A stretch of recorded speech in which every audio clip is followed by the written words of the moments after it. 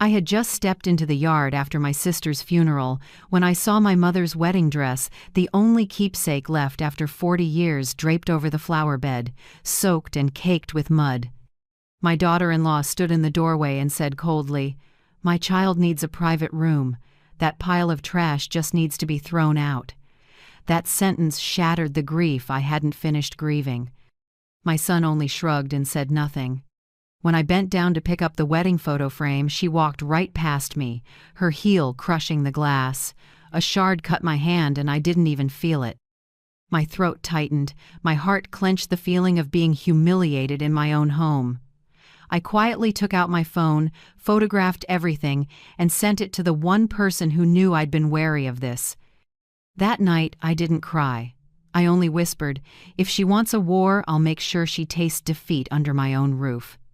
If you're still listening, tell me where you're watching from. Every comment you leave is another mark in this journey. And if this story has touched you, don't forget to hit like so it can reach even further. My name is Vivian Cole, 65 years old, living in the suburbs of Portland, Oregon.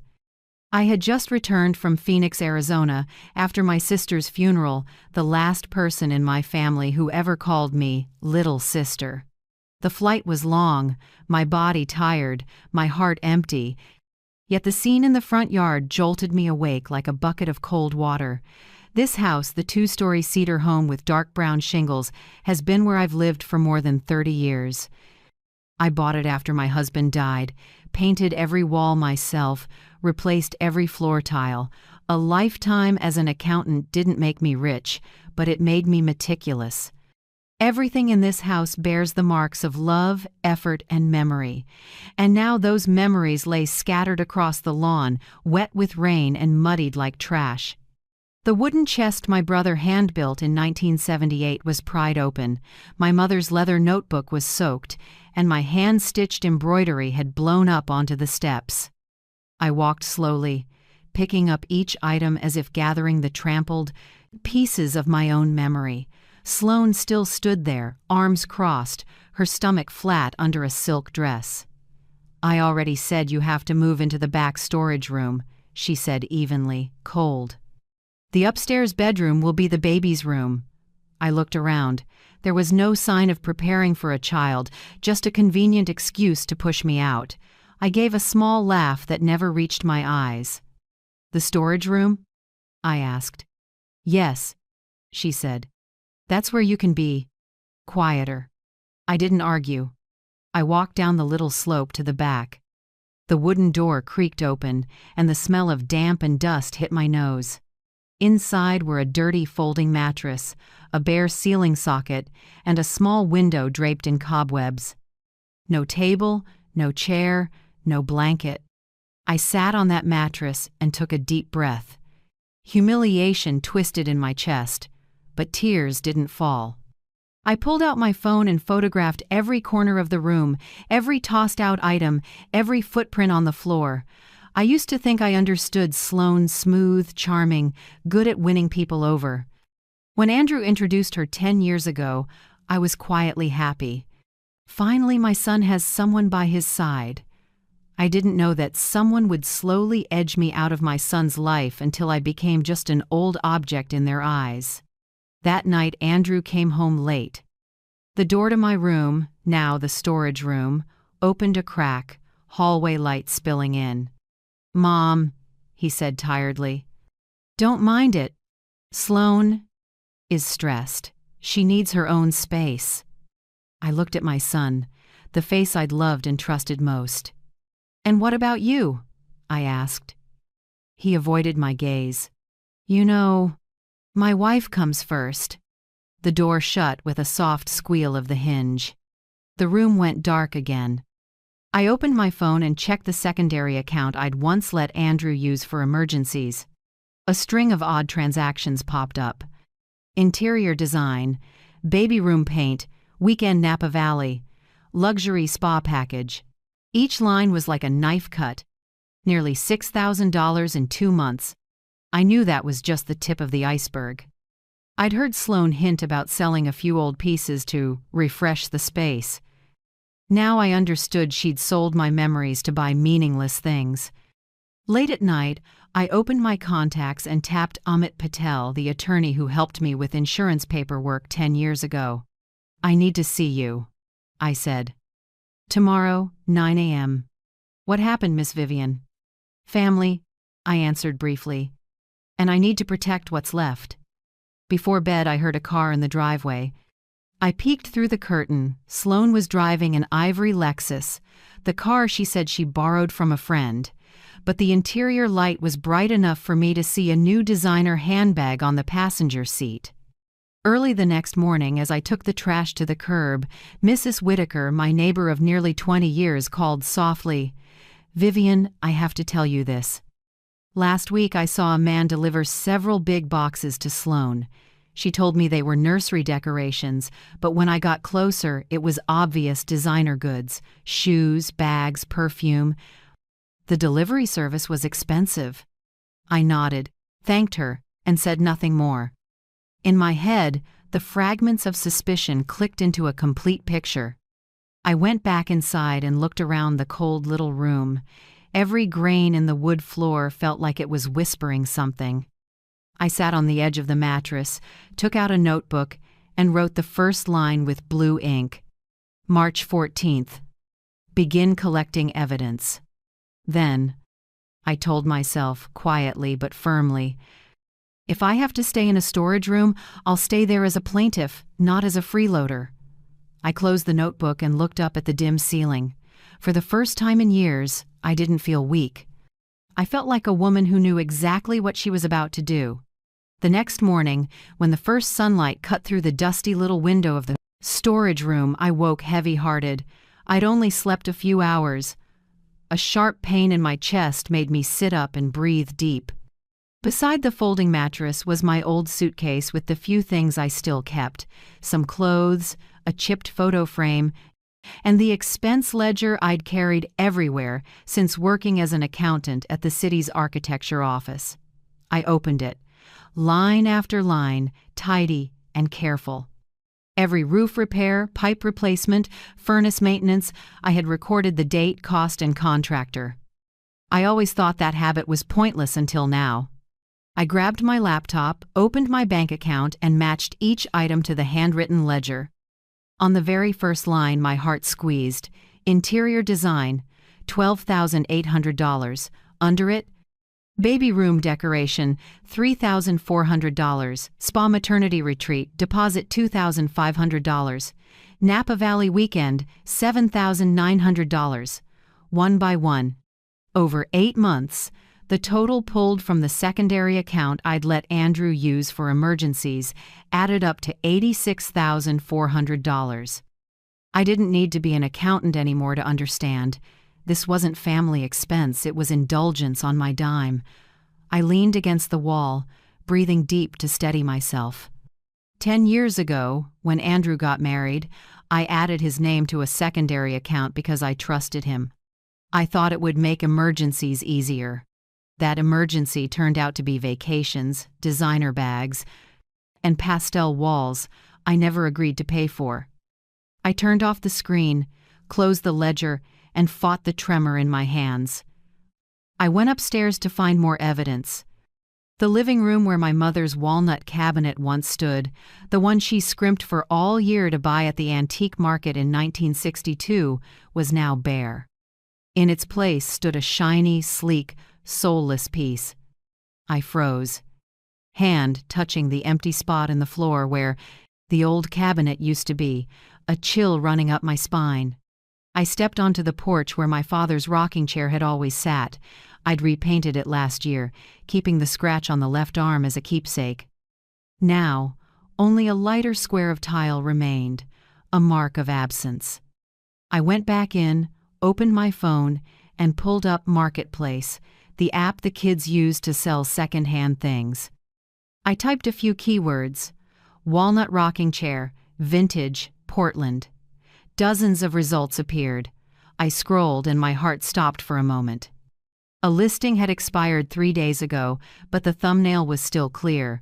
My father's chair, the scratch on the left arm, exactly as I remembered. Below it, sold. $650. I set the phone down, took a long breath, but couldn't stop the short gasps. An object is just a thing, but to me it was memory, proof that I had existed. And now Sloan had sold everything piece by piece. I didn't scream, and I didn't call Andrew. Instead, I opened my laptop and created a new folder. Across the screen, I typed, "Case, Sloan." I dropped in everything: photos of the belongings thrown into the yard, shots of the storage room, the missing cabinet, the chair listing, the bank statements, the saved ad images. Every file was carefully named: 0, 1, _ entryway.jpg, 2, rocking chair ad, PNG, 3, bank statement, PDF. I did it with the quiet of someone who'd already lived through too much loss. At my age, I know, anger weakens you. Evidence is what makes others afraid. From the drawer, I took a pocket recorder I used to use in meetings. I charged it and tested the mic. The little red light blinked steady. I slipped it into the coat hanging behind the door. While I was plugging it in, footsteps sounded in the hall. Sloan was on the phone, her voice low and detached. "Don't worry, baby. Everything's lined up. I told him the house needs to be redone to welcome a baby. That old woman doesn't know anything about paperwork." A pause. Then a quiet laugh. "Yeah, if this plan works, we get the whole house. Trust me." I closed my eyes, clenched my fists, and forced myself not to fling the door open. I needed to be silent. I needed her to believe I was weak, that I'd given up. When her footsteps faded, I opened my eyes, heart still racing. I opened my notes app and typed, "Call on March 15th, 8:27 a.m. Got the latter part recorded. Check levels." I saved it and set the phone down. At noon, I brewed myself a black tea and stared out the window at the little garden. The daffodils I'd planted last year still bloomed despite weeds and dead leaves. I thought of my mother, my father, and the sister I just lost. They used to say, "You're the one who keeps the house." But sometimes, to keep it, you have to clear out what's destroying it. I took a sip. The gentle bitterness spread across my tongue. And I understood it was time to clean house for real. That afternoon, I walked the property as if just checking things. In reality, I was memorizing locations, cabinets, the safe, the file drawers, the boxes holding bank records. I found the original 1993 purchase contract, the roof repair invoices, the homeowner's insurance papers, all in my name. I tucked them into a manila folder, sealed it, and locked it away. When night fell, the house sank into silence. From upstairs, I heard Sloan's soft laugh on the phone, glasses clinking, low jazz playing. A house once filled with loving voices had become a stage where I was forced to play the harmless old mother. But behind the curtain, I had my own plan. On my computer, I created a subfolder under Case Sloan, Dinner, Plan. I typed the first lines, short and clear like an old finance report. Date, March 17th. Location, home, main dining room. Objective, observe, record, capture reactions. Attendees, Andrew, Sloan, her parents. Plan, appear frail, agree to give up room. Plant, recorder, place a mini camera in the vase on the shelf. Do not argue, only document. I reread it, deleted the word revenge, and replaced it with proof. I didn't need revenge. I needed the truth to be seen, recorded, and believed. Before bed, I checked everything again. Recorder charged, phone on silent, file packet hidden. I lay back on the folding mattress as moonlight slipped through the crack in the door. Inside, the pain was still there, but beneath it something else was growing, clarity. In the dark, I whispered, "Fine, Sloan. Keep thinking I don't know a thing. But when that dinner happens, you'll be the one who can't swallow." And I smiled. The first real smile since my sister died. Not from joy, but because I knew, from this moment on, everything would change. The next morning I woke before dawn. Rain from the night before still misted down. The chill slipping through the door made me shiver. I brewed a black coffee, no sugar, no cream, then sat at the small table in the storage room, the warm light just enough to show every crease on my hands. In front of me was the manila folder I'd spent days preparing. Bank statements, photos of my belongings tossed into the yard, recordings, house papers, and my expense ledger. Everything was ready. I checked the clock. 7:40. My appointment with attorney Amit Patel was at 9 a.m. in his small downtown Portland office. I took a deep breath, picked up the folder, pulled on my long raincoat, and drove my old Toyota Camry off the quiet street. With each time the tires rolled through a puddle, I felt a little lighter, as if every turn of the wheel was carrying me out of the dark. Mr. Patel's office was in a red brick building along the Willamette. Inside smelled like coffee and old paper. Mr. Patel, a man of Indian descent around 50, with half-rimmed glasses, came out and shook my hand. "Miss Vivian, it's been a while. I heard your voice on the phone. It didn't sound good." I gave a thin smile. "It wasn't good, Amit." We sat. I opened the folder and laid out each set of documents in order. "These are 8 months of statements. These are the scene photos, and this is the original house deed." He skimmed, nodded slowly. "You did exactly right, documenting and preserving evidence. Most clients come when it's too late." He flipped a few pages and stopped at the deed copy. "This house is still in the name of Vivian Cole, right?" I nodded. "Correct. Andrew never completed a transfer because I'd said I would leave it to him after I passed. Mr. Patel set down his pen, voice turning firm. "Then here's the good news. Legally, you remain the sole owner. No one can sell, lease, or alter the property without your written consent. Andrew and his wife are occupants by permission tenancy at will under Oregon law." I took in each word like water after a long thirst. "That means," he continued, "if you choose, you can terminate their right to stay at any time with proper notice." I stayed quiet, but something painful and peaceful rose together inside me. This house, my life's work, was still mine. Mr. Patel carefully drew the file toward him and started noting items. "Now to the money," he said. "What's your estimated total loss?" I read slowly. $86,400 withdrawn, not including heirlooms, the walnut cabinet, the rocking chair, embroidery, estimated another $12,000. He nodded. "We'll appraise the full loss and prepare a detailed inventory. Everything sold, withdrawn, or destroyed goes into the restitution claim." He opened his computer and typed quickly. "First, protect your finances. I want you to 1. Change all bank passwords, including retirement accounts. 2. Disable Andrew's secondary card today. 3. Turn on transaction alerts by email. 4. Remove utilities from Andrew's name if any are tied." I wrote each line. "All done. Today," I said.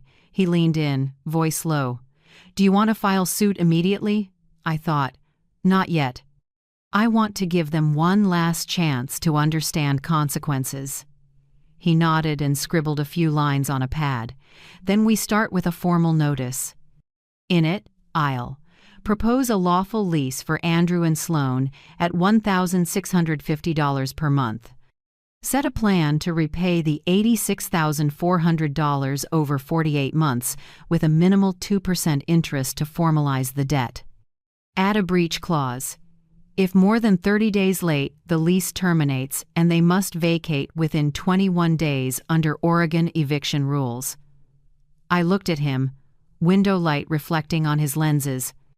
"And if they refuse to sign?" "Then we file a civil action and issue a lawful eviction notice." "With your evidence, this is straightforward." I nodded slowly. "One more thing," I said. "I want a clause. The back portion of the house where I'm living now must remain as is.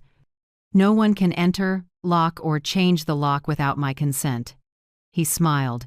"You're as sharp as you were in your accounting days." "I'll add it." We sat quietly for a moment. Outside, the rain had stopped, and sunlight began to stretch across the traffic. I placed my hand on the folder and said softly, "Amit, I don't want to destroy my son. I want him to understand that respect isn't granted, it's kept by action." He looked at me, eyes gentle. "I understand, Vivian. But sometimes, to teach respect, you have to let them face consequences." He slid a document across and pointed to the signature line. "This is the legal authorization for me to represent you through the whole process." I signed, my handwriting steadier than I expected. As the pen lifted, it felt like laying the first brick of a wall to protect myself. "The letter will go out within 48 hours, he said. "You'll get a copy by email and a printed copy by mail. I'll prepare a backup in case they try to deny receipt." I nodded, gathered the papers, and placed them back in the folder. Before I left, Mr. Patel asked, "Do you want me to state the reason as a dispute over use of property or as unlawful occupancy?" I smiled. "Call it unlawful occupancy. I want them to read that loud and clear." We shook hands.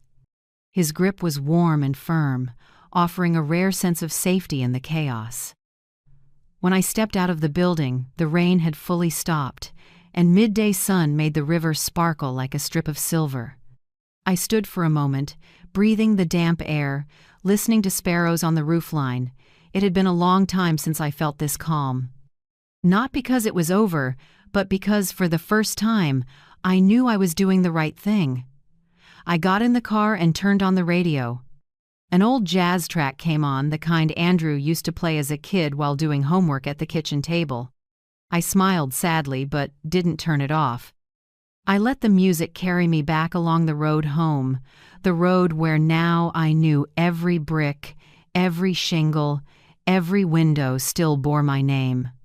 And inside me, a voice whispered, slow but clear, "Fairness and respect. That's all I want, and I will have it." I got a text from Andrew that noon. "Mom, let's have dinner as a family tonight. Sloan wants everyone to talk calmly and find a solution." A solution. I smiled and quietly closed my phone. The people who treated me like a burden suddenly wanted to talk calmly. I knew that kind of reconciliation usually smelled scripted, and I knew exactly what role I'd play tonight. All day I barely ate. I organized Mr. Patel's files and tucked the thick sealed envelope neatly into my handbag. By late afternoon, I showered, combed my hair, and put on the blue knit dress, the one my sister once said made me look both classy and steady. I looked in the mirror at my eyes under the warm light. The sadness of the past 2 weeks was gone. What remained was something quiet, cool, and very clear. Around 6:30 p.m., the smell of food filled the house. Roast meat, sauce, and buttered bread, the dinner looked more elaborate than usual. I went upstairs, listening to the chatter from the dining room as I walked. Sloan stood in the kitchen, busy, the corners of her mouth lifted in a smile too practiced to be natural. Her parents, Gregory and Elise Mercer, were already seated, pouring wine. I'd never liked them. He's the type who speaks with a built-in sneer, and she always half smiles, like she's taste-testing other people's patience. "Vivian, you finally came up," Sloan said, voice soft but sharp. "We just want a peaceful dinner, no tension." I sat across from them and glanced at the neatly folded white napkin in front of me. "I hope so too," I answered slowly. "It's been a long time since I've seen anything like peace in this house." Dinner started. Knives and forks clicked against plates in steady little chimes. No one spoke for the first few minutes, just the sound of wine being poured and Sloane's fake laugh when Elise talked about an acquaintance opening a senior living facility in Eugene. "It's wonderful," Elise said, looking at me. "At your age, having a quiet place with attentive care is what anyone would want." Gregory nodded and added, "Right. At this age, living alone can be inconvenient for both generations. A senior facility makes it easier on everyone." I set my fork down and looked up. "You're talking about me, aren't you?" Elise took a sip of wine. "Oh, we're just suggesting it because Sloane says you've been tired. Andrew worries about you too." I gave a small smile that made the table pause for a beat. "I'm not tired. I'm just busy counting how many things that used to be mine have disappeared." The air in the room dipped. I looked at Sloane. Like my mother's walnut cabinet. Or my father's rocking chair. She sighed theatrically and ducked the topic. "Mom, we're just trying to brighten the house. Those old things don't fit the style anymore." I kept quiet, cut another small piece of meat, and chewed slowly. It felt like even the meat knew what I was waiting for. Gregory stepped in, aiming for neutral. "Sloane and Andrew are thoughtful. But maybe they need more control over managing the family finances. Young people have their own way, miss." Vivian. That was my moment. I set down my utensils, dabbed my hands with the napkin, and opened my bag. Mr. Patel's envelope slid out thick, and I set it squarely in the middle of the table. "In that case," I said, voice light as a breeze, "let's make the finances clear." All eyes turned to me. I opened the envelope and pulled out the letter on Patel and Associates letterhead. "This is a legal notice. From now on, Andrew and Sloane will sign a formal lease at $1,650 per month.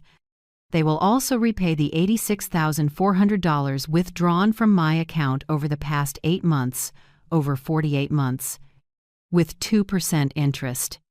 Gregory's wine tipped over the rim and dripped onto the tablecloth. Elise held her breath. Andrew sat frozen. "Sloane." She just smirked. "You don't have to do this," she said tartly. "I didn't expect you to turn everything into spreadsheets like some professional manipulator." I lifted my head and met her eyes until she had to swallow. "I used to be an accountant, yes. And I'm also the person who still holds title to this house." Then I took out my phone, opened the Case Sloane folder, and turned the screen so the whole table could see. My father's rocking chair was right there, the scratch on the armrest and the words, "Sold, $650 underneath. "Elise," I said, "if it looks familiar, it should. Your daughter sold it. Along with a lot more." The air went thick as syrup. Andrew's hands shook as he set down his glass. "Mom, what are you saying?" "I'm saying the truth," I said, "and I've documented everything. Statements, receipts, listings. I don't need to shout. I just need evidence." Gregory flushed and stood. "You're threatening my daughter in our house?" I tilted my head slightly, voice calm in a way that surprised even me. "Wrong. This is still my house, and this envelope is the last chance for my son and his wife to stay here with basic decency." No one spoke. The wall clock ticked, ticked, ticked, like a countdown to an explosion. Sloane let out a short, hard laugh. "Pathetic. You think you can scare me with paperwork? I'm pregnant, and you're throwing a pregnant woman out of a house. Do you feel inhuman?" I leaned back, eyes never leaving her. "Really?" I asked, soft as air. "Then when will you show me the prenatal results?" The question hit the table like a brick. Silence. Andrew turned to Sloane, eyes spinning. I thought. You said." Sloane shot to her feet and slammed her spoon down. "I don't have to prove anything. She just wants to divide us." I didn't say more. I just looked at Andrew, my eyes sad but steady. "Son, I've lost too much by staying quiet. From now on, I won't be quiet." The room went still.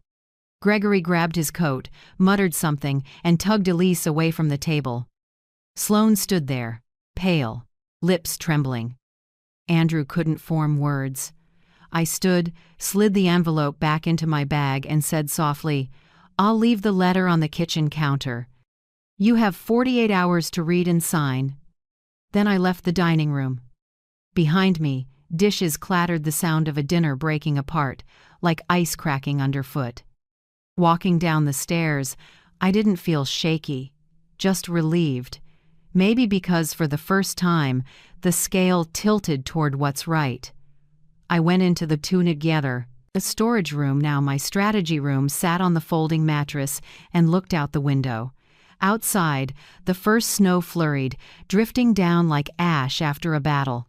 But inside me, a clear, steady flame kept burning, and I knew the real fight was only beginning. That night the house was dead quiet after the emotional storm.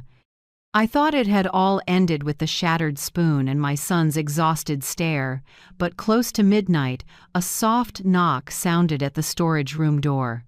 3 knocks, hesitant, weak. I sat up, turned on the lamp, and watched the door tremble. "Mom, it's me." Andrew's voice was hoarse, tired, broken. I opened the door. He stood there, gaunt, eyes bloodshot. The warm yellow light showed a face that used to be bright, now early lines and panic. "I can't sleep," he said, voice shaking. "I'm scared of losing the house, Mom. I don't know what to do." I stood there, silent. Part of me wanted to hug him. Another part wanted to hold the line. "I don't want to throw anyone out." I answered slowly. "That's why I offered the lease. If I wanted revenge, I would have changed the locks a long time ago." Andrew dropped his head, fingers laced tight. "Sloan," she said, "if we don't have this house, she'll leave me. I don't want a divorce, Mom. I'm just scared of losing everything." I looked at my 36-year-old son, the man who once said, "I'll take care of you like Dad did." Now he was just a big kid, tied up by fear and lies. I sat on the edge of the bed and motioned for him to sit across from me. "Tell me, Andrew, who sold your father's chair? Who decided to withdraw the money?" He took a slow breath. "Sloan," she said, "your old stuff made the house look poor. She said our friends would laugh if they saw it." A cold blade went through me. "And you?" I knew it was wrong, but I didn't dare argue. "She threatened to tell people you control the money, that I don't. I have a voice. I didn't want anyone to think I'm unfilial." I closed my eyes. Every word weighed like lead. I understood Sloan took more than money. She took my son's backbone, and part of that was on me. "Andrew," I said, low, "I used to think loving you meant shielding you. Maybe I was wrong. I let you get used to someone else cleaning up your mess." He stayed quiet, shoulders trembling. "Mom, I don't want to lose you." I sighed and met his eyes. "If you truly don't want to lose me, then tomorrow you sign the contract. I want nothing but respect. And if you let anyone take even 1 more cent from my accounts, you push yourself out of my life." He nodded, tears rolling onto his clenched hands. "I understand. I'll do it." "No," I corrected. "You have to do it." We sat in silence for a few minutes. The living room clock ticked steadily. When Andrew stood, his shadow stretched long and shaky across the floor. "I know you're right," he said, "but I don't know if I'm brave enough to face her." I watched him walk up the stairs, my heart sinking. My door closed, leaving a heavy quiet behind. I sat there staring into the dark and realized sometimes a mother's love is a double-edged knife. It can save, or it can make someone so soft they forget they can stand up on their own. I took out my phone and opened my messages with Mr. Patel. I typed a short line, "Tomorrow at 9 a.m. They'll be there. Prepare the contract." After sending it, I turned off the main light and left the desk lamp on. In its dim glow, the little recorder on the shelf blinked red. I'd left it running since early evening. I was about to lie down when soft steps crossed the upstairs floor. A door clicked shut. Then Sloane's voice, small but clear, came through the paper-thin wall. "I told you, just a few more months. Just a few more. Once that old woman signs all the papers, I'll say I had a miscarriage. No one can. Blame me then. People say family is the safest place. But sometimes it's where you have to learn to protect yourself. If you've ever been deceived by family, would you choose to forgive or let justice speak? I want to hear your thoughts. Just one comment says a lot. A pause. Then a man's voice over the phone, low and distant. You sure? Sure. This house is worth a little more suffering. I went rigid. Every word dripped acid onto my heart. Miscarriage, a lie preloaded and planned in detail. The pregnancy itself was likely just a show. I didn't jump up. I lay still, eyes open in the dark. My heartbeat pounded in my ears like a drum. Part of me shattered knowing my son had been fooled this far. Another part, colder, turned to steel. I looked at the recorder. The red light blinked, steady. I knew that conversation was saved. The room was still cold, but inside me, a slow flame rose, not the burning kind, but the kind that hardens resolve. I pulled up the blanket and whispered into the dark, "Go on, Sloan. Keep lying, keep scheming. This old mother isn't as stupid as you think." Outside the window, rain started, ticking steadily. I listened to each drop, like counting down the minutes until the dawn when justice would start to speak. The next morning, Portland wore a thin veil of fog. The early sun hadn't pierced the gray. The streets were slick and shimmering after the night rain. I sat in the back seat, hands on my file bag. Andrew drove in silence, and Sloan sat beside him in black sunglasses, lips pressed tight. No one spoke. The air in the car was heavy enough that I could hear the soft hiss of the vents. Mr. Patel's office was on the third floor of an old building near the river. When we walked in, he was already waiting, white shirt, blue tie, serious but calm. On the table, a neat stack of documents and 2 silver pens. "Thank you for being on time," he began, voice light but firm. "I want this meeting to be clear, transparent, and civil. Miss Vivian is the lawful owner of the home. You two are occupants by permission. You have no ownership rights, only temporary residency. We'll set a lease and a repayment plan to make it legal." Sloan smirked, arms crossed. "I don't need a law lecture. I'm only here because Andrew said I had to be." Mr. Patel adjusted his glasses and looked at her through the lenses. "Very well. I'll go straight to terms. Rent at $1,650 per month, a 1-year lease with automatic renewal if paid on time. The $86,400 will be paid back over 48 months, with 2% interest to avoid it being treated as a gift. These terms will be publicly recorded and notarized by our office." She tilted her head, a mocking smile flashing. 2% interest? You're charging your own son interest? I looked straight at her, my voice not loud but clear. "I'm charging interest to the person who took my money. As for my son, he's just paying the price for staying silent too long." Sloane's face reddened, ready to snap back, but Andrew put a hand on her arm and gave a small shake of his head. "Sign it," he said quietly, drained. "You're taking her side. I just want peace." She yanked her arm away and slumped into the chair, voice tight. "Fine. I'll sign. Mr."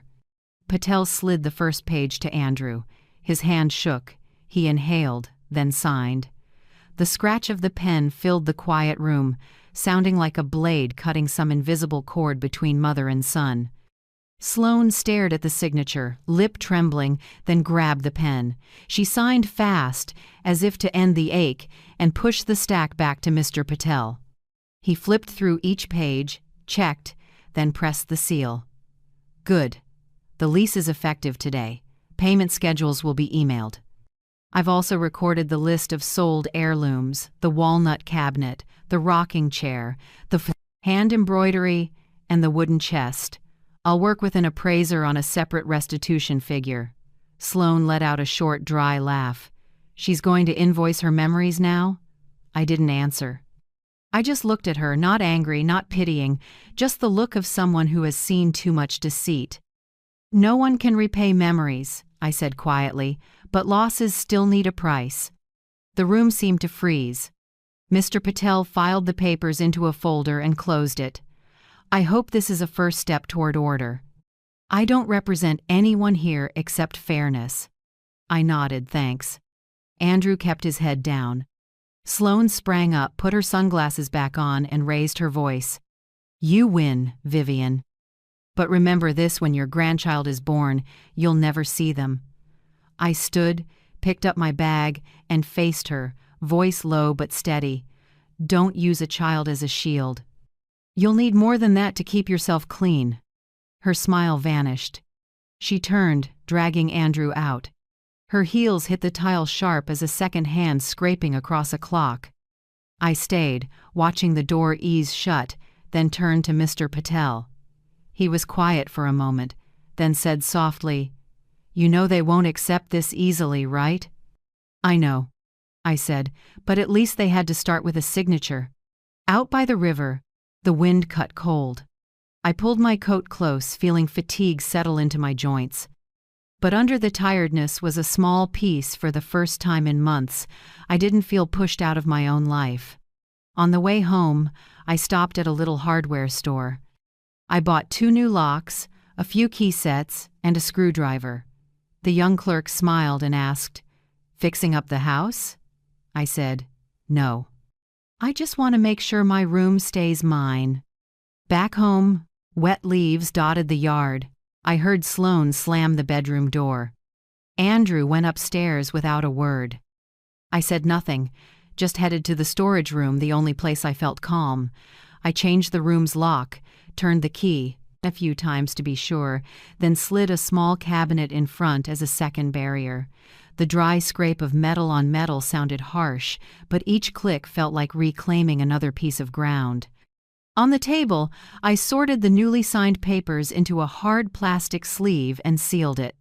Then I called a storage facility out in Beaverton, the one I'd used when I moved a decade ago. I'd like to rent a small unit, about 40 square feet, I said. I need a safe place for a few valuables. The man on the line set an appointment for the next morning. I wrote down the address and closed my notebook. By evening, I gathered what was left. My parents' old frame, a few of my sister's books, my mother's knit scarf. I wrapped them carefully and took them to Mrs. Whitaker's. She opened the door, startled. Vivian, dear, you look so thin. I smiled, keeping it light. Just leaving a few things here. My room doesn't feel safe. She took my hand, warm, firm. Leave them here. I'll watch them. Don't worry. By the time I got back, dusk had faded. The house was strangely silent. I switched on the storage room light. The yellow glow washed over the blotchy wall. I sat, leaned back, and the waves of exhaustion rolled in. Then a stab of pain hit my chest. My head swam, my breath went shallow. I pressed my hand to my chest and tried to breathe deep. My pulse skittered fast and messy. The room blurred for a few seconds. I tilted my head back, closed my eyes, and listened to my heartbeat thudding out of rhythm. I thought of Andrew, of his shaking hand as he signed, of eyes that looked like he'd lost himself. I thought of Sloane, with her cold smile and last threat. I thought of the house that used to be full of laughter, now just a place of wandering shadows. The pain eased. I forced my breath slow and shut my eyes. In the dim room, I heard the rain begin steady, slow, cold. It laid a dull film over everything, like a curtain hiding my loneliness. I whispered, barely a sound. Just get through tonight, and tomorrow everything will be different. But deep down, I knew tonight wasn't peace. It was only the quiet before another storm. I don't remember exactly when I passed out. I just know the rain was still falling off the eaves when I collapsed right at the storage room door. My chest cinched tight like a steel cable, my breaths grew short, and the new set of keys slipped from my hand. Something sounded far away, maybe Mrs. Whitaker shouting my name, then everything dropped into an icy void. When I opened my eyes, the white ceiling of Providence Hospital hung above me. The familiar smell of disinfectant made me shiver. A white coat leaned in. A gentle male voice said, Mrs. Cole, you're awake. You had a stress-induced pre-heart attack event. Thankfully, your neighbor called an ambulance in time. I blinked and tried to speak, but my throat was dry and raw, an IV in my arm, the needle cold. The door eased open. A nurse came in, followed by Mrs. Whitaker, her eyes red. "Vivian, you scared me half to death." I knocked, and no one answered. Good thing I heard something fall inside. I managed a weak smile and squeezed her hand. "Thank you, you saved me again." Less than 6 hours later, news of my hospitalization reached my 2 kids far away. By afternoon, the door flew open and I heard the familiar footsteps. Hannah, my daughter, reached me first. Her brown hair was pulled back, her face thinner than the last time I saw her. Behind her was Lucas, my youngest, the one who calls me weekly but hadn't been home in 2 years. "Mom!" Hannah's voice broke as she hugged me. Lucas gripped my hand and leaned close. "The doctor said it was down to minutes. Do you know how scared I was?" I couldn't speak. I just laid my shaking hand over theirs, the warmth slowly easing my heart. The pain in my chest lingered, but inside, it felt like someone had just lifted a boulder. An hour later, the doctor returned, serious but compassionate. "You need complete rest and to avoid stress for at least 90 days. Your heart's more fragile than average. We'll prescribe blood pressure meds, a vasodilator, and recommend a therapist to help reduce stress." I nodded faintly, though all I could picture was the house, the place I knew I'd have to go back to, like it or not. After he left, Hannah pulled a chair close and stroked my hair the way I used to soothe her as a child. "Mom, come stay with me for a month. My place in Manhattan has a spare room, a housekeeper, and a private doctor. You need quiet." I smiled weakly. "Hannah, thank you, but I need to stand firm in my own home. If I leave now, they'll think I gave up. And I haven't, you understand?" Lucas perched on the bed's edge, fingers laced, eyes grave and sad. "I'll talk to Andrew, not to take sides, just so he understands how much you've endured." I nodded slightly, gaze far away. "Talk, but don't go in angry. He's fragile, Lucas. The storm already took a piece of him." Hannah bent and pressed her cheek to my hand. "Mom, I promise we won't leave you alone this time." I smiled, eyes stinging. "You're grown. I couldn't ask for more." They stayed the night. I heard Hannah whispering with a nurse in the hallway, and Lucas stretched out on the window bench. Each time I cracked my eyes open and saw the dim light on their faces. Time rolled backward. The 3 kids who once fought over the back seat on road trips were now grown, each with a life of their own. Together again only because their mother had fallen. The next morning, the doctor brought forms for new medical power of attorney. "In any emergency, who do you want making decisions for you?" I looked at Hannah and Lucas. Both of them. "What about your eldest son, Andrew?" I shook my head, calm. "I want everything separated from him for now. I need peace." The doctor nodded. Understood. All that day, Andrew never showed. No call, no text. I wasn't surprised. Sloan likely had him wrapped tight in sweet lies. That afternoon, Hannah set lavender by the bed. The soft scent eased my head. "Mom, anything you need, just say it," she whispered. I gave a thin smile. "Just seeing you safe is enough for me." 3 days later, I was discharged. Hannah and Lucas grabbed the bags, while I walked slowly, one hand on my chest, my pulse still jumpy. Outside, the world had cleared after the rain. Sunlight filtered through the trees, lighting their hair as they leaned into the wind. Pride and sorrow rose together and caught in my throat. On the drive home, Lucas took the wheel, and Hannah sat up front. They chatted softly so I wouldn't have to think. I watched the trees slide by. It was so calm it made me nervous. Calm is often the sign the waves are coming. When we turned onto my street, my heart sped up. The white gate stood wide open. The front yard was strangely bare. The bench, where I used to read the paper, gone. The small wooden sign etched "Coal Home," since 1993, gone. I stepped out, the smell of wet wood and cold earth hitting me. The yard was spotless, none of my things remained. No planters, no flower pots, no doormat. Even the mums I'd planted in early fall were gone, just streaks of mud and fresh tire tracks. Hannah's mouth fell open. "Mom, where is everything?" I didn't answer. I walked slowly toward the door, each step heavier than the last. The storage room lock had been changed. The curtain inside twitched like someone had just pulled it shut. I stopped, breath caught in my throat. The doctor's words rang in my head: cut sources of stress for 90 days. But how does any mother stay calm when the home she sweated to build is being stripped layer by layer, breath by breath? Lucas moved ahead and tightened his hand on my shoulder. "Mom, let me go in first." I nodded slightly and watched. My tall son crossed the threshold, his eyes bright in the afternoon light, reflecting the anger he was trying to hold back. Hannah squeezed my hand, voice shaking. "Mom, you have to be strong. Please." I stood still. Inside me, everything condensed into one quiet question. People can take all the things. Can they take the will of a mother who has almost lost it all?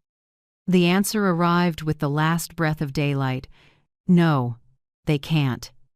I was still standing. I still had a heart, a mind, evidence, and my 2 true children at my side. In the pale sun, I looked at the empty house and heard the wind through the trees whisper, "Stand tall, Vivian. Storms drop leaves. They don't uproot." 2 days after I left the hospital, on a damp, cold morning, my phone rang. A familiar woman's voice, hesitant, trembling as if she were holding something back, said, "Miss Vivian, it's Elise Mercer, Sloane's mother.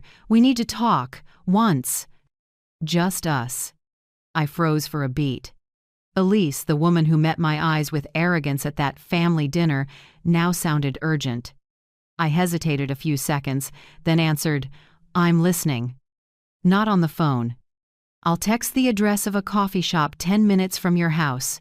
Don't tell anyone, not even Andrew." Her voice shook, so unlike her usual chill. I agreed, partly out of curiosity, partly because my gut said this mattered. The cafe, Maple and Steam, sat on a small street lined with blazing golden maples. I arrived 10 minutes early. Elise was already there, no makeup, no jewelry, hair pulled back, gray sweater that made her look worn. When I pulled out a chair, she just nodded, no greeting. No small talk. In front of her lay a light brown envelope, thick, one corner creased. She slid it to me, eyes turned away. "I don't know where to start," she said softly. "But some things, if I don't say them, I won't sleep." I looked at the envelope. My fingers brushed the seal. It felt hot. "About Sloane?" I asked. Elise nodded, head dipping. "Yes. About everything she's done and what she can't do." I opened the envelope. Inside, medical records, credit card statements, screenshots of texts. The pages bore the logo of a fertility clinic in California. I flipped. Failed IVF cycle, November 2019. Then, patient cannot conceive naturally. Alternative treatment recommended. I looked up. Elise clutched her cup so hard her nails dug into her palm. "She can't have children," she said quietly. "We've known for 4 years. Sloane hid it from everyone, including Andrew." When I asked why she wouldn't tell the truth, she just smiled and said, "Because if I tell the truth, no one stays." I went still. Each word hit my chest like a blow.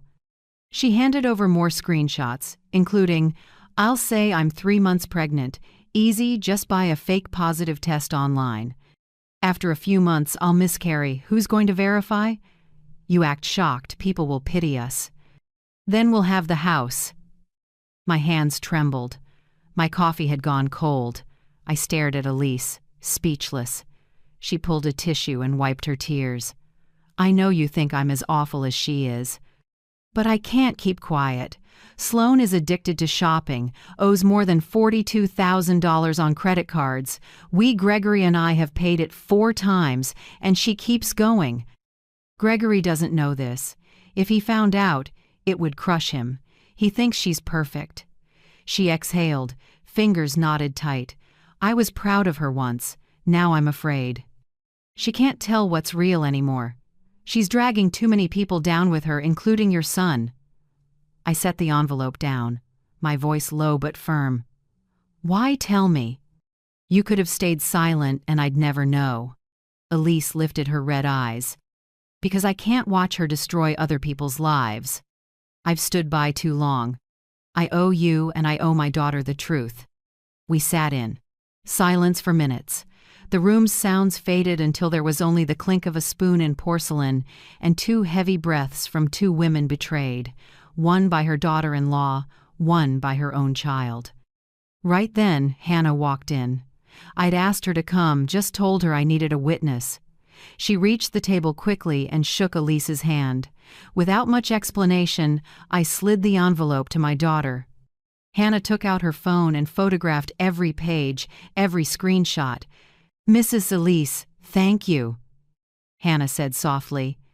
We'll send this to Mr. Patel right away. He'll know how to protect my mom. Elise nodded, voice tight. I don't want a lawsuit, I just want it to stop. If Sloan keeps going, she'll lose everything. I let out a small breath. Inside me, feelings tangled, anger, pity, and a strange hollow. This wasn't victory. It was release from an illusion. All the times I'd asked myself, am I being too harsh? Is Sloan really pregnant? They evaporated like fog in sunlight. Hannah put her phone away and squeezed my hand. Mom, let's go.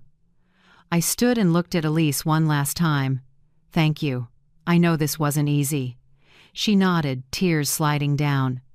No, Vivian, thank you. At least now someone knows I still have a conscience. On the way home, Portland winds slid along the windows, carrying the damp smell of early rain. Hannah drove in silence, eyes straight ahead, while I sat holding the envelope. The papers inside rustled with each bump in the road, as if to remind me the lies now had shape, proof, and weight. I pulled out my phone and typed quickly to Mr. Patel. Now have medical and financial evidence of Sloan's fraud. Sending supplementary file. The message sent. The screen lit and went dark. Outside, the trees along the road were changing color. Fall in Portland is always like this, beautiful and sad, beauty that shows up only after something is lost. Hannah glanced over and asked softly, Mom, do you feel lighter? I gave a thin smile. Not lighter, clearer. Light is when it's over. This is just the start.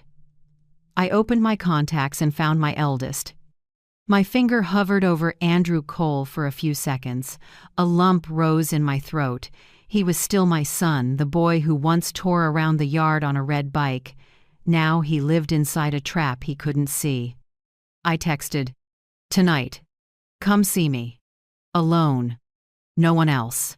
I set the phone down, closed my eyes and leaned back. I didn't know how tonight's talk would end, only that it would change everything, not just for me, but for Andrew's future. Outside, the gray sky sank low with clouds, another rain coming.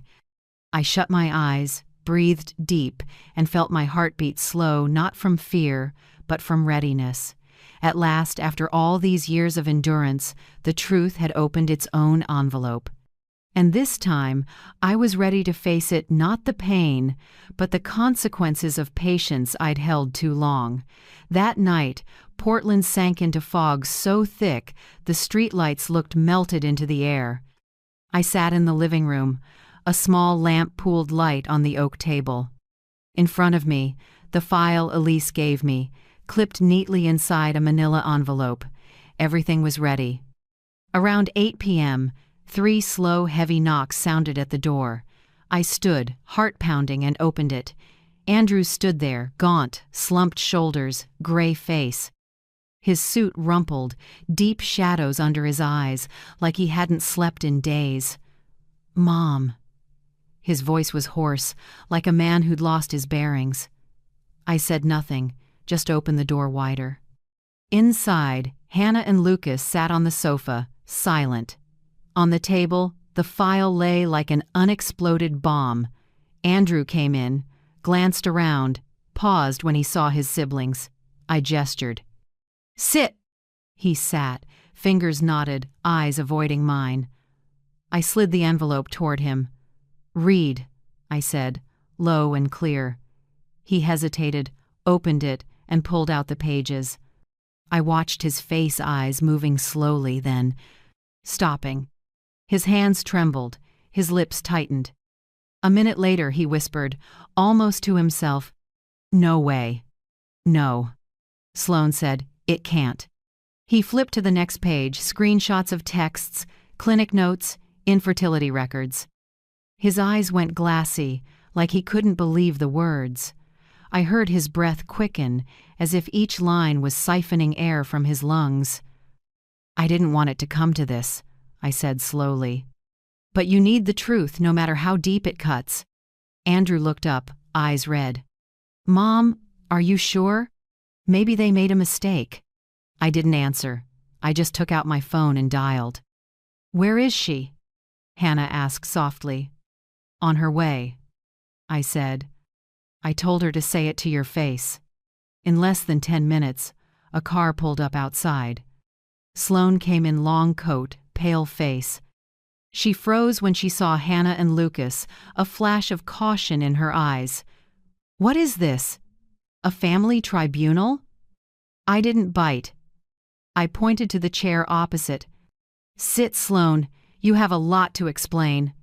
She sat, arms crossed. "If this is about the lease, I've got nothing else to say." I pushed the file toward her. "Not the lease, the truth."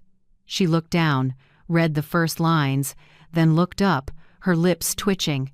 "Where did you get this?" "From your mother," I said. She couldn't keep the secret anymore. Silence. The room seemed to lock in place. Andrew stared at his wife. "Is it true?" he asked, voice rough. Sloane pressed her lips together and turned away. "It's nobody's business. I just didn't want to lose you, Andrew. If you knew I couldn't have a baby, you'd leave. I was trying to save our marriage." Hannah slapped the table. "Save it by faking a pregnancy and planning a miscarriage?" Sloane snapped back at her. "You don't get it. He promised the house would be his when his mother died. I just wanted to secure our future. This is all because of him." Andrew reeled as if struck. He stood, hands to his head, stumbling back. "Because of me? Because of me you lied to my family? Sold my mother's things? Took money from her account?" Sloane screamed. "You promised, Andrew. You said, 'Mom won't live forever. It'll all be ours.' I just made that promise come true sooner."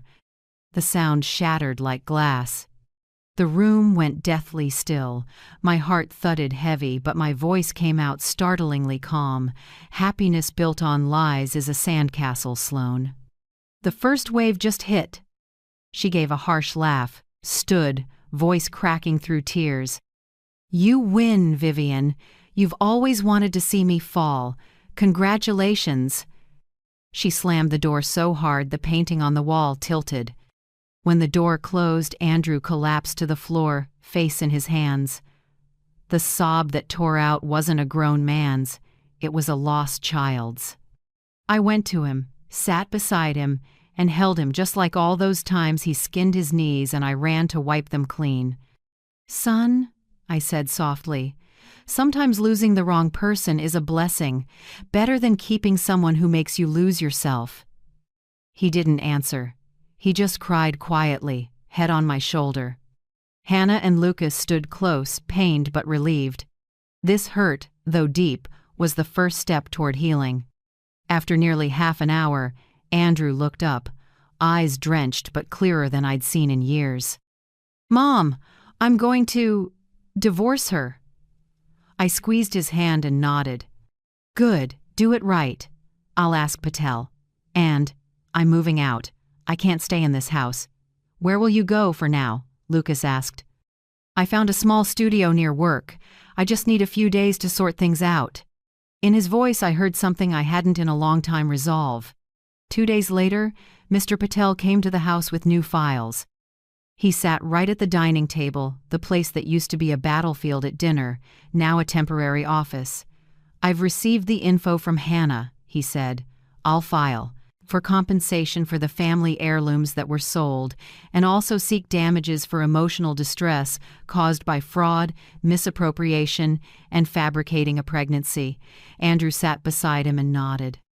"I agree. I want to take responsibility. I've also canceled the authorized user card and locked every linked account. She won't touch another dollar." Mr. Patel took careful notes, then looked up at me. "Miss Vivian, I have to be honest, few people your age keep their composure like this. This truth could collapse a lot of people." I gave a thin smile. "Collapse is their problem, not mine. I'm just choosing to stand." That night the house was still. Andrew had moved most of his things out, leaving only the old watch his father once gave him. When he headed to the car, I stood at the door and looked at my son one more time. "Mom," he said, "I'm sorry." I shook my head. "No, Andrew, you did the right thing. Don't let someone else's mistakes bury you." He lowered his head. The streetlight washed over his gaunt face. I watched until his taillights disappeared around the bend. In my chest, a wound tore a little wider, but strangely, I felt lighter, as if this pain was necessary to rinse away years of self-deception. I went back inside and ran my hand over the tabletop. This place had been the eye of the storm of lies. Now only the warmth of truth remained bitter, but true. And sometimes, that's enough to begin again. I once thought every storm would eventually pass, but with Sloan, it only changed direction, it never stopped. Less than a month after Andrew filed for divorce and Patel submitted the compensation claim, she struck back. On an early winter morning, Patel called, his voice calm with a faint chuckle. "Miss Vivian, Sloan has filed a countersuit. She's accusing Andrew of emotional abuse and demanding $120,000. I closed my eyes and took a long breath. Not surprised, just tired. I know. Sloan's kind, when truth slips from their hands, they invent a new story to keep going. Patel told me to come to the office the next morning. When I arrived, he had all the evidence spread out. Bank statements, photos of antique listings, the audio file about the planned miscarriage, and a printed set of texts Hannah had collected. "I've submitted these to the court before they review the countersuit," Patel said. "Now we just wait for the hearing." On the court day, Portland drizzled. The courtroom was small, but the air was heavy like a ceremony of judgment. Sloan sat across from us, pale, dark circles under her eyes, still trying to look composed. Next to her was a young, confident attorney flipping through files. Andrew sat at the defendant's bench, quiet, hands clasped. I sat behind him, between Hannah and Lucas. It felt like the three of us were walking a battlefield without needing to say a word. Sloan began her testimony. Her voice shook, mixing anger with fragility. He, Andrew Cole, drove me into a mental crisis for months. He controlled the finances, humiliated me, and, together with his mother, pressured me to leave the house. I looked at the judge, a woman in her 60s with a firm but fair gaze. She nodded once and signaled to Mr. Patel. Patel stood, his voice low, each word landing like a tap of a gavel. "Your Honor, I'd like to present rebuttal evidence.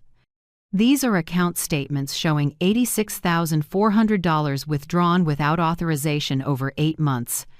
These are antique sale listings and a walnut chair ad that match property belonging to the plaintiff, Vivian Cole, mother of the defendant. And this is an audio recording in which Miss Sloan Mercer admits faking a pregnancy and planning a miscarriage to gain her husband's trust and access the Cole family's assets." The room fell utterly silent. I heard a pen clatter from the clerk's desk. Sloan dropped her gaze, lips pressed tight, eyes glaring at Patel. The judge adjusted her glasses and opened the file. "Miss Mercer, do you deny this evidence?" Sloane stammered. I was set up. My mother hates me. It's all fabricated. Right then, the courtroom door opened. Elise walked in, haggard, a large envelope in hand. She stepped to the witness stand, voice trembling but steady. I am Sloane Mercer's mother. I will testify that everything Mr. Patel said is true. My daughter lied about being pregnant, spent excessively, and deceived both our family and the Cole family. Sloane spun around. Mom, how could you? Elise cut her off. Because you don't know where to stop, because I've helped you lie too many times. The room went quiet again. I saw Gregory, Elise's husband, in the back row, head bowed, face covered with his hands. The judge tapped the gavel lightly, then read her interim ruling. The court rejects the entirety of Miss Sloane Mercer's damages claim. The lease and repayment agreement between Miss Vivian Cole and Mr. Andrew Cole are recognized as lawful and in effect. The court also notes evidence of potential credit fraud and will refer the matter to law enforcement for investigation. Patel tilted his head toward me, a small signal. It's done. I exhaled, not triumphant, just feeling a long emptiness lift from behind me. A week later, the Portland paper ran a short piece. Police are expanding an investigation into credit fraud related to Sloane Mercer after additional victims reported instances of false borrowing and unauthorized purchases. I read it and felt no joy. It was like watching someone sink and knowing I couldn't pull her up anymore. That afternoon, I heard a soft knock. When I opened the door, Gregory Mercer stood there with his hat in hand. He looked much older, more gray, voice hoarse. I came to apologize, Miss Vivian. I didn't see the truth sooner. Elise told me everything. We're disappointed, but at least you gave her a chance to make it right, even if she didn't value it. I looked at him and nodded gently. No apology needed. You're a victim, too. He squeezed my hand, his grip trembling, warm and sad. Then he turned and walked away, shoulders bent in the late-season cold. Time passed, and the house grew peaceful again. Each month, Andrew transferred $1,650 in rent and $1,800 toward the debt, right on schedule. With every transfer, he left a small note. Month 3, still trying. Month 5, Mom, I've begun again. I saved each message in its own folder. Not for the money, but because they proved that clarity can take root in ruin. Patel stopped by once more to show me the final order. The court has granted the full compensation request. You can rest easy, Vivian. No one's touching your assets again. I just gave a small smile. Thank you, Patel. Now I only want quiet. The law has spoken for me. Every morning I practice deep breathing. Just as the therapist taught. Inhale for 4 seconds. Hold for 7. Exhale for 8. I started walking in the Portland rain. The steady drizzle I used to hate now feels comforting. It makes me notice the rhythm of life and my own existence. The flower bed out front, the place where my mother's wedding veil was once thrown, is replanted. I chose lavender and white daisies, the 2 flowers she loved. When my hands touch the soil, it's cold but real. With every root I press down, I feel a crack in my heart knit a little. At night, with wind at the window, I sit with a hot cup of tea and listen to the rain on the shingles. No more arguments. No more Sloane's icy tone, only my heartbeat slow, steady, and calm. I think justice isn't revenge. It's the moment you can breathe without choking, look back at losses without your hands shaking. And that night, for the first time in years, I turned off the light without fearing the dark.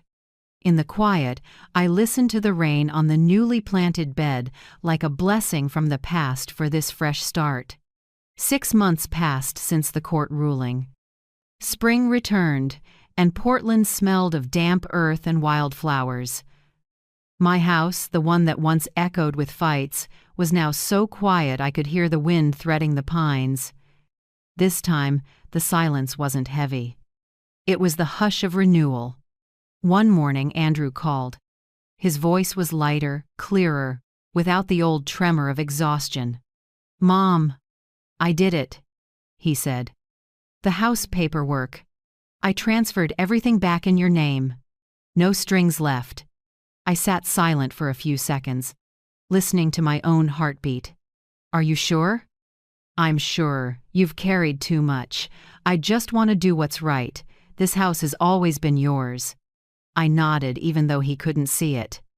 "Thank you, Andrew." "No," he said softly. "I should thank you for not giving up on me."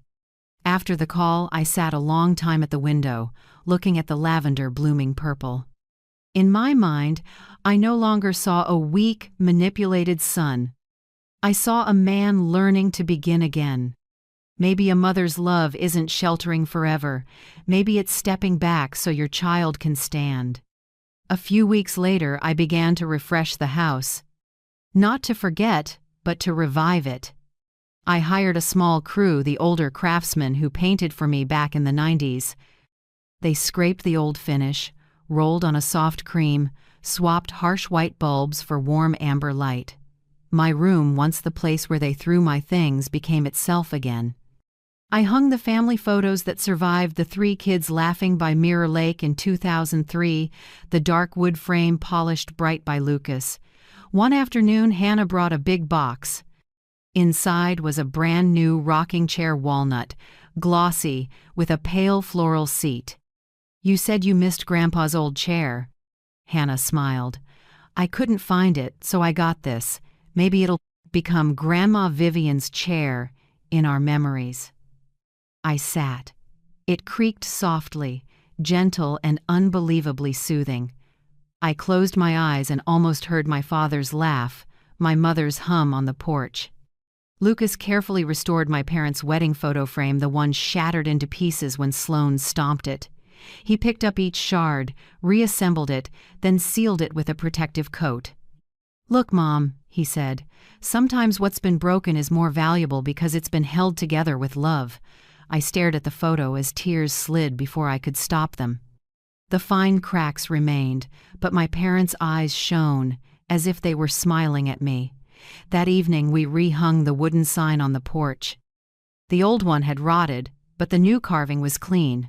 Vivian's home. Lucas set brass nails and drove them firm into the post.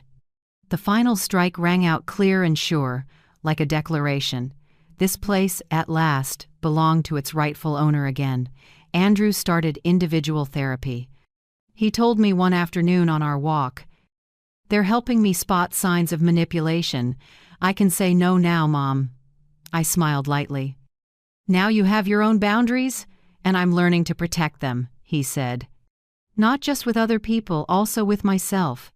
I looked at my son, feeling love, pride, and a small ache like watching someone stand up after a fall, scarred but looking forward.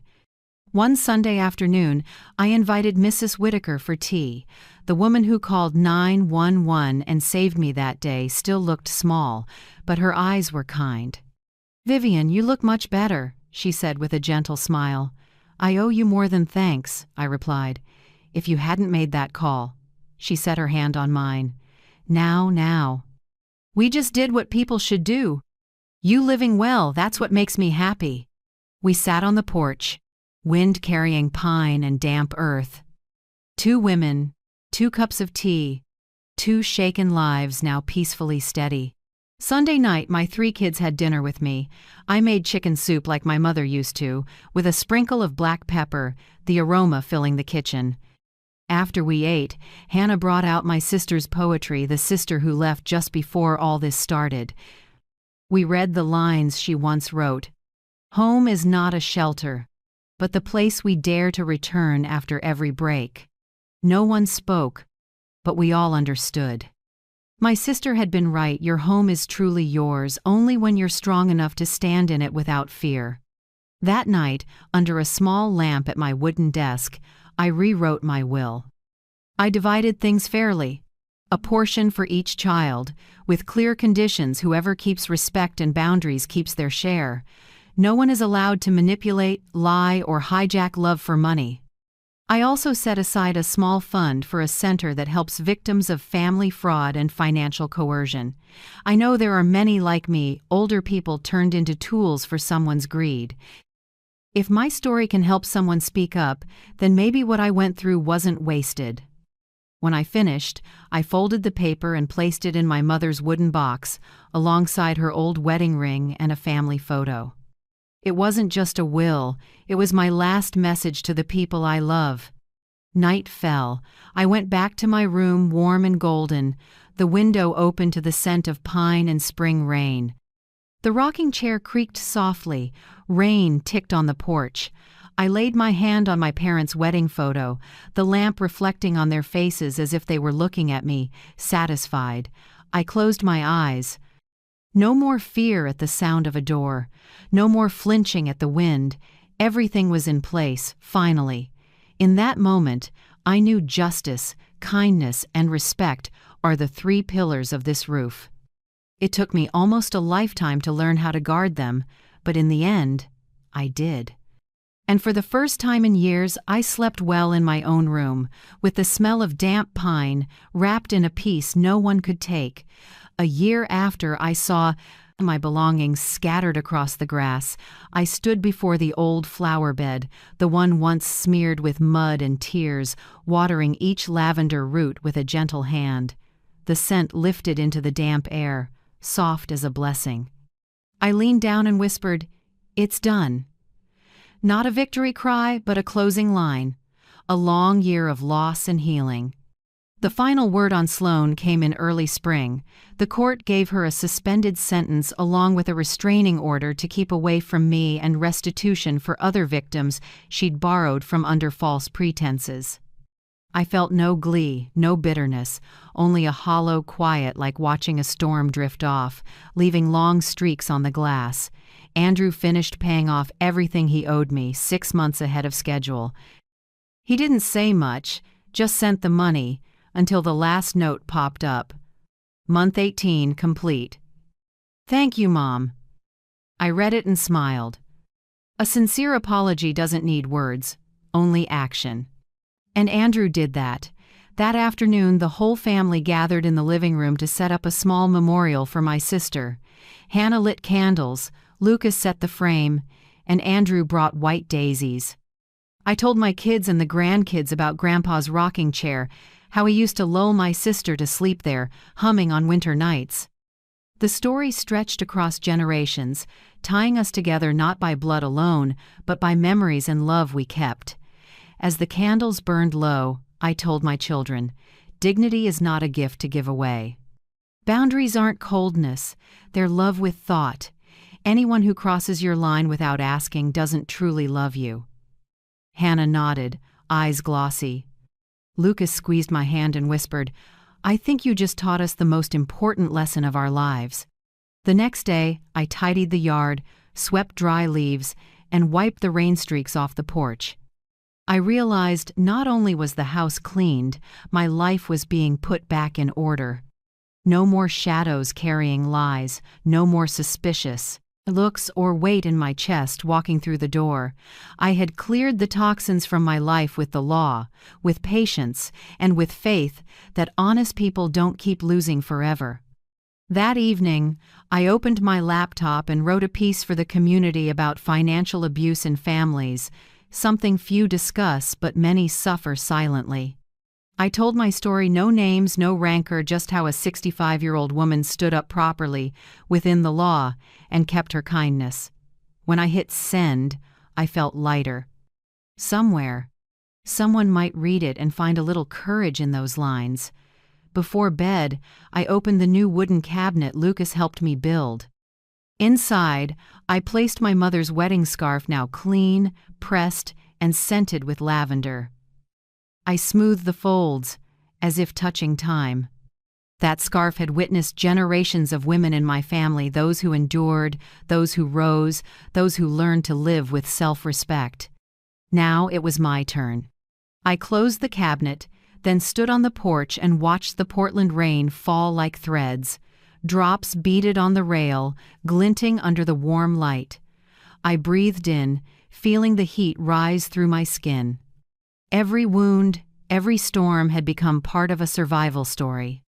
Inside me, a message rang gentle but firm, not just for me, but for anyone who's been hurt, called selfish for choosing themselves.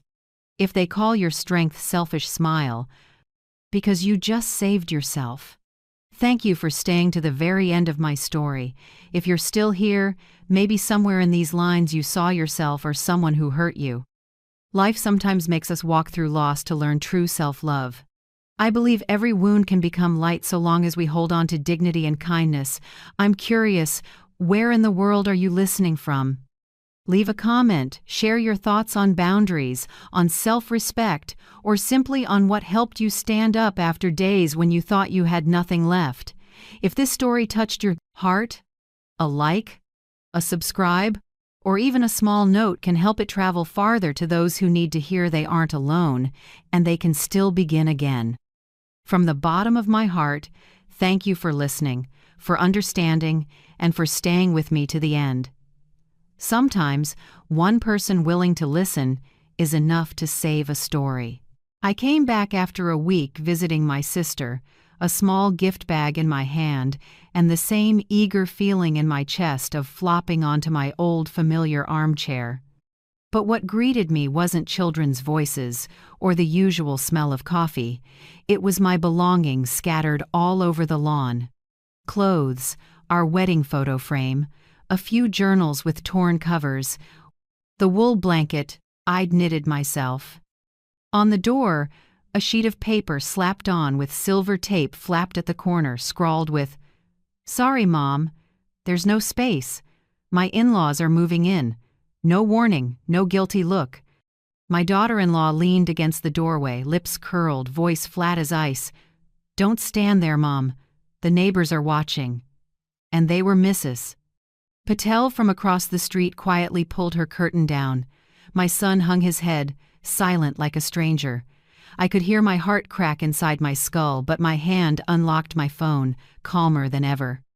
I opened the camera, shot every angle, recorded the note, the scene of my daughter-in-law staring at me like I didn't belong. It would all be evidence. I saved the file with one title: "The Day I Was Thrown Out of My Own Home." They thought they'd pushed me out of their lives, but in that exact moment, I started stepping back into mine. If you're still listening, tell me where you're watching from. Every comment you leave is another mark in this journey. And if this story has touched you, don't forget to hit like so it can reach even further. My name is Dorothy Kane, 69, widowed for over 20 years, living in Charleston, South Carolina. I've been a nurse my whole life, a job that taught me to care for others so much I forgot I needed care too. I used to think old age would mean mornings with birdsong and dinners gathered around the table with grandkids. But that day, right on the doorstep of the house I paid every mortgage payment for, I learned a life can flip in a single afternoon. When I picked up the shattered frame and looked at my late husband's face inside, what I felt wasn't just pain, it was cold.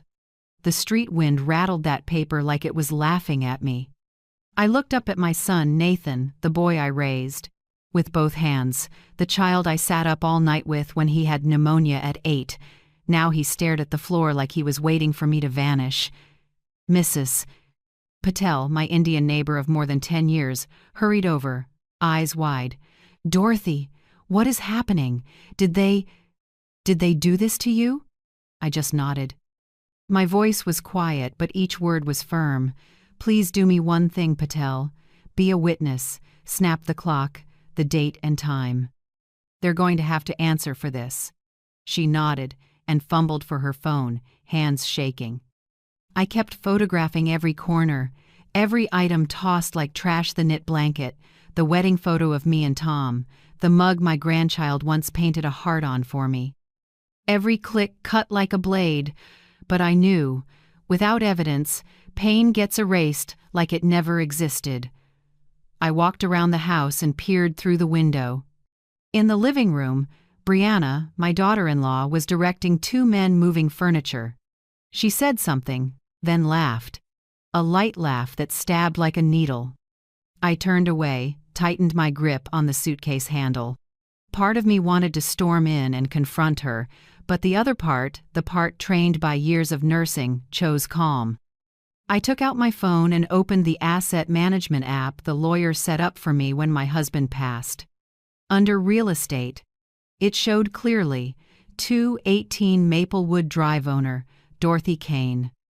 I tapped the little padlock icon and saved copies of all documents: insurance, property tax, title deed. Brianna's voice came from behind me. "You don't have to make a big deal out of this, Mom. We'll send you rent if you need it." I turned, and my look shut her up. "No need, Brianna. This house is mine." I rolled my suitcase to the curb and breathed slowly. Nathan called after me, voice breaking. "Mom, don't overdo it. I'll explain later." I didn't answer. There was nothing left to explain. A small moving truck pulled up. I asked the driver to help pack what was still intact. Mrs. Patel stood beside me, eyes wet. "Dorothy, where will you go now?" "I have a place," I said with a small smile. "Somewhere they don't know." 3 years ago, when I saw Brianna tightening her grip on my son, I bought a small apartment downtown. I said it was an investment, but deep down I knew it was a backup door to freedom. Today, it's exactly where I needed to be. On the drive, I stayed oddly calm. The feelings dissolved into silence. At a red light, I glanced in the rearview mirror, saw myself sitting up straight, gray hair, clear eyes, not a tear. I whispered, "No yelling, no crying, just action." By the time I reached the apartment, Charleston's sky had turned late afternoon gold. I opened the door. Dust glimmered in the light, but the air felt quiet and safe. A small 2-bedroom with oak floors and clean white walls, simple but mine. Completely mine. I set down my suitcase, flipped on the lights, and began placing a few things: Tom's photo, a Bible, the old tea kettle. Mrs. Patel texted, "I saved the photos with date and time. Don't worry, Dorothy." I texted back a thank you emoji. I sat at the table and took the wrinkled note from my pocket, smoothing it flat. The words, "Sorry, Mom," were blurred by rain. I slipped it into a file folder labeled Case 1. Everything was starting to line up like I'd filed patient charts for 40 years. With system, order, and evidence, I opened my laptop and created a new file named Operation Freedom.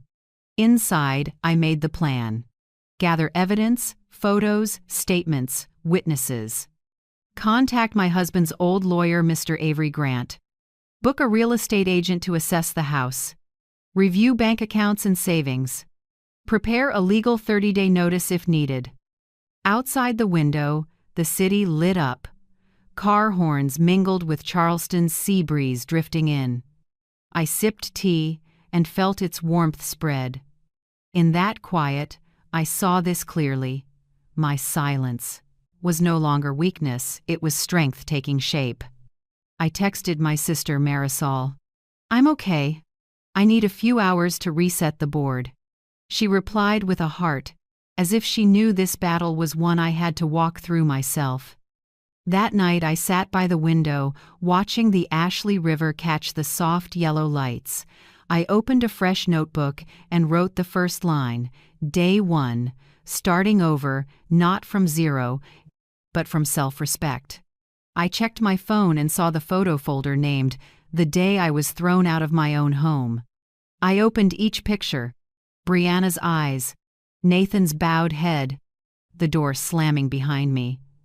Then I smiled. No, I won't go back and beg them to open that door. I will strike the gavel of the law, and when it sounds, every one of them will have to listen. Outside, Street Phillips church bells drifted gently. I said quietly to myself, "Dorothy, it's time to live the rest of your life on your own terms." And I knew that tonight in this little apartment, a new woman had just been born from silence. My apartment is on the 8th floor of an old building in downtown Charleston. 2 small bedrooms, light oak floors, A big window looking down on the rush along King Street. The afternoon sun slants through the blinds, coating everything in a warm, honey-soft glow. When I turn the key and the door swings open, the smell of dust and old wood rushes in, but oddly, I don't feel lost, I feel free. I start cleaning. Wipe the cabinets, wash the curtains, take out the trash, throw the windows wide for sunlight and sea air. Each motion feels like shaking off layers I've carried for years. In the bedroom, the small safe is still tucked under the wooden desk, the place I stored documents when I bought this apartment 3 years ago. I kneel, set the combination, and check every envelope, deed, bank book, insurance copies, papers proving ownership of the old house. Everything's intact. I rest my hand on the stack like I'm touching a spine of my life, solid, quiet, and untouchable unless I allow it. After I sort the closet, I call my sister. Marisol, I'm back in Charleston. She's silent for a beat, then her voice breaks with anger. Dorothy, tell me, did they really do that? They threw your things on the lawn? Why didn't you kick them all out? That house is yours. I chuckle softly. I will, but not the way they expect. I have evidence. I have the law. You're always too calm, she sighs. If it were me, I'd have set off a storm. I glance around the apartment where sunlight washes the white walls and say gently, no storm needed. In still weather, you can finally see where to go. After we hang up, I sit at the table and check my phone. There's a new message from Mrs. Patel, my old neighbor. She sent a string of photos from her window. A large moving truck parked in front of my house, an older man with gray hair, and a woman in a floral dress, Brianna's parents, hauling things inside. The message reads, they moved their stuff in the day you left. Didn't wait for you. I'm sorry to tell you this. I study the photos, feeling like someone just nailed the past shut with iron spikes. But I don't get angry. I save them into a folder titled Evidence 1. Property occupation. Then I set the phone down, pour a black coffee, and sit on the balcony. The sunset sky burns orange, so beautiful I suddenly regret all the evenings like this I ignored for years. I open my laptop and log into my bank. The monthly pension still lands on time, plus the small savings I built as a nurse, enough to live comfortably for years. I open another document, financial safety, and go line by line. Health insurance, home insurance, investment yields, property tax. Everything is tidy and clear. I've always been careful, but never have I felt more grateful for it than now. If I hadn't prepared, I'd have nothing today. I pull out pen and paper and write the header, 90-day rebirth plan. Under it, I make neat columns. 1. Safety. Update locks, install cameras, change passwords on all accounts. 2. Legal. Contact lawyer, verify ownership, prep legal notice. 3. Relationship cleanup. Limit contact with Nathan and Brianna, communicate in writing only. 4. Rebuild self. Morning yoga, reread books I love, cook meals I actually like. Looking at the lines, I laugh. Turns out, after all this, I can still make plans for myself, not for anyone else. I open a new notebook, title the first page, Declaration of Dignity. I write slowly, each stroke clear. From today on, I will no longer beg to be loved, respected, or accepted in my own home. I am the owner, the keeper, the one with final say. No one can make me bow my head unless I choose to. When I set the pen down, my chest feels lighter. Maybe for the first time in years, I can hear my own voice clearly. Then I turn on the computer and create a folder. Digital dossier. Dorothy Kane. I save every piece of evidence. Photos, videos, texts, utility bills, property taxes, insurance policies, everything proving that house is mine. I build a spreadsheet, set a unique password, and back it up to an external drive. Each step is cool and precise, like a mental surgery for which I'm my own surgeon. That evening, I eat my first dinner in the apartment: toast, chicken soup, and a glass of leftover red wine from last year. The warm light bouncing off the wood table makes the room feel strangely cozy. I turn on the radio, let old jazz mingle with the breeze. It's simple, but every breath tastes like freedom. At 10 p.m., a text pings from an old colleague, Sandra, now a real estate agent. She writes, "Heard what happened through Marisol. I know a great agent named Ryan Cole, young but kind and trustworthy. Want me to have him reach out?" I reply right away, "Yes. Please send me his number. Thank you, Sandra." I jot the info into my planner. Next to a small line, "Prepare the rightful path." I know exactly what I'm about to do. Not revenge, not destroying anyone, but reclaiming the right to stand in my own name. Before bed, I step onto the balcony. Charleston's night wind carries salt and the faraway hum of boats at anchor. The street lights below look like stars fallen to the ground. I tilt my head back, breathe deep, and feel a strange calm settle in. Then I go back inside, open my notebook to the last page of the day, and write 3 big words, my hand a little shaky but firm: do not back down. I set the pen down and look at the words for a long time. They feel like a vow not to anyone else but to me. That night, for the first time in years, I sleep deeply. No dreams, no dread, just the sweet quiet of a beginning. And when the first light slips through the blinds, I wake up, brew hot coffee, and open the windows for the sun. Sparrows chatter on the balcony, and the river wind drifts in briny and fresh. I take a sip, sit at the table, look over the plans I've made, and whisper, "Dorothy Kane, welcome back." One old chapter has closed, and the small key in my hand, the key to this apartment, now opens more than a door. It opens a new life. The next morning, I wake to sparrows and the smell of coffee filling the little apartment.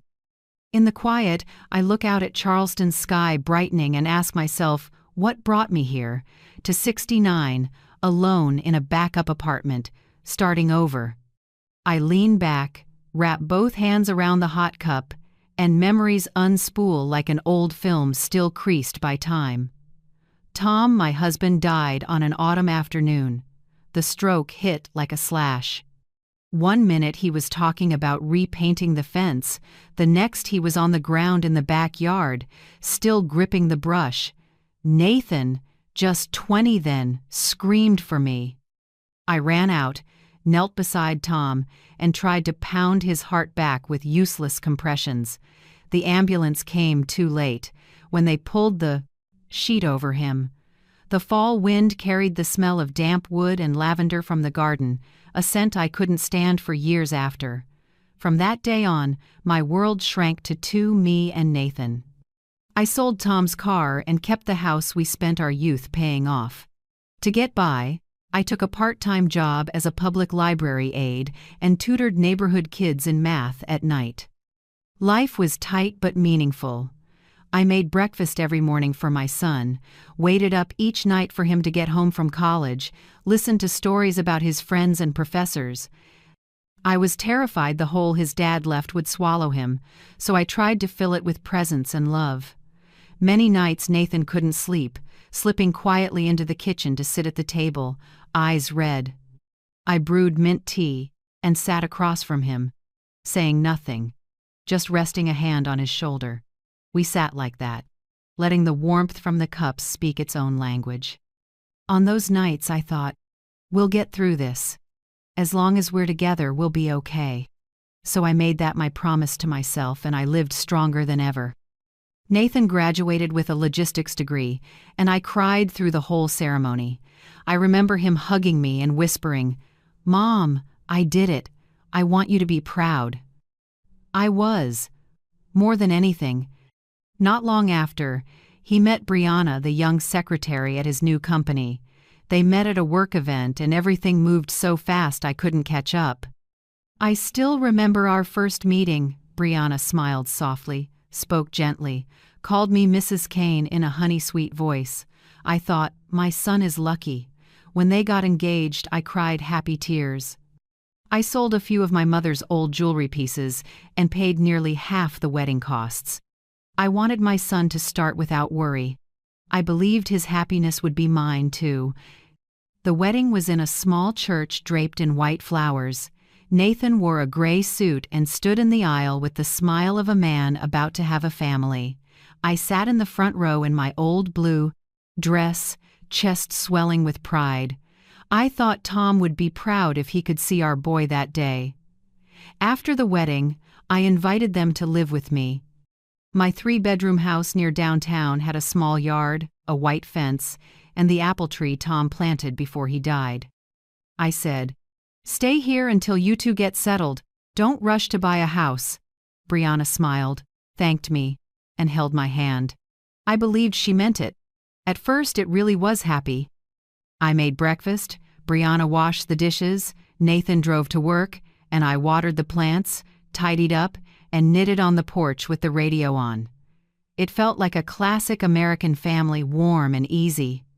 But things started changing in tiny ways. First with dinner. "You cook great, Mom, but my family doesn't really do a lot of garlic," Brianna said. Then laundry. "Mom, our towels get folded a different way." Then the smell of the house. "It might be because you make soup a lot. The scent sticks to the sofa." Her voice was always soft, but every line jabbed like a pin. I didn't react. I quietly changed, cooked less, opened more windows, bought the room spray she liked. I told myself, peace matters. Nathan has already lost enough. Then my dining table got pushed aside. They bought a new one and put it in the center, while the old table I loved was moved to the porch. Once, when I ate alone out there, Nathan came out, squeezed my shoulder. "Mom, don't be upset. Brianna just wants things organized." I smiled and murmured, "I understand. Do what makes you comfortable." But my eyes blurred when I turned away. I started shrinking myself. Not because anyone ordered it, but because I was afraid to crack my son's thin peace. I ate later than they did, spoke less at dinner, and spent more time in my room reading and listening to music, pretending it was my choice. But really, I was fading out. Then Ethan was born, my first grandchild. I cried when I heard Brianna was pregnant. I made soup, knit, sweaters, set up the nursery. I thought this would change things. Surely a baby would bring us closer.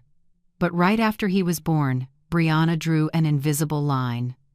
"Sorry, Mom," she said, smoothing her hair. "The doctor says older people shouldn't hold babies too much. It affects their immunity." I forced a smile. "Oh, I understand." But something inside me tore. She wouldn't let me hold him, bathe him, or rock him to sleep. I was allowed to stand and watch, like a visitor. Nathan was busy and always said, "Mom, she's just anxious. Don't take it to heart." I nodded, but my heart slowed, beat by beat. 2 years later, Lily arrived. She was a small light, but the rules grew stricter. Brianna taped a tight schedule on the fridge. Meal times, nap times, bath times, no disturbance times. I was pushed further out of orbit. One evening, Lily was fussy. I hurried in and reached to lift her, but Brianna pulled her back. "It's okay, Mom, I've got it." Her eyes on me were glass cold. Nathan stood behind her, saying nothing, scratching his head, avoiding my eyes. I knew then my role in that house was over. I started spending time walking, stopping by the old library, reading, or sitting alone in the park watching other seniors push their grandkids in strollers, my heart aching and a little jealous. Maybe that's why I bought that small apartment, to have a safe place in case one day I truly had no place in my own home. I still remember the first night I slept there, when it was my secret house. I didn't turn on the lights, just opened the window and let the night breeze move the curtains. I didn't know then that choice would become my lifeline later. Sitting in that apartment now, looking back, I see I didn't lose everything in one day. It was taken bit by bit, so politely, so gently, until nothing was left but empty space. I took another sip of coffee, breathed deep, and let the old hurt loosen with my breath. Then I told myself, "That's enough, Dorothy. From today on, no one gets to dim you anymore." I remember clearly the first time Brianna mentioned her parents. It was a spring evening. Nathan had just gotten home from work, and I was setting the table. Brianna spoke casually, like small talk. "My parents are selling their old house in Greenville. They're planning to come down to Charleston and stay a few weeks while they look for a new place. That's okay, right, Mom?" I looked up and saw Nathan ladling soup, not looking at me, just giving a small nod. I answered, "If it's just a few weeks, that's fine. The house is big. 2 more people won't be a problem." Brianna smiled, her voice so sweet I didn't realize that sentence was the seed of a long plan. After that, I didn't hear anything more. Life went on as usual. I cooked, watered the plants, cared for the kids, and Brianna stayed busy with her phone and appointments. Only once did I hear her talking behind a bedroom door. Voice lowered. "No. Wait a few more weeks. She's about to leave." I didn't know who she was, but a strange chill ran down my back. A few days later, Marisol called, urging me to visit her in Savannah. "Dorothy, I miss you so much. It's been 2 years since we saw each other. Come for a few days, I have something to tell you." I hesitated. Something felt off. But when I saw Nathan and Brianna both encouraging me, Brianna even booked the bus ticket, I told myself I was being paranoid. I left Charleston on Friday morning with a small suitcase, planning to return early in the week. I never imagined that in those 4 days, my entire life would be cleared out of the home I had kept. When Mrs. Patel told me, I learned how smoothly it all happened. Saturday morning, a moving truck pulled up in front of my house. Brianna stood giving orders, and Nathan wasn't there because he was working. The neighbors thought I had moved out because Brianna put it so nicely. She decided to move closer to her sister. "We're helping her with her things." Everyone believed it. Some even congratulated them that Mrs. Kane finally gets to rest after so many years. That few weeks staying over turned into a permanent takeover, and I, the real owner, was pushed out of my own home by light words. Hearing it from Mrs.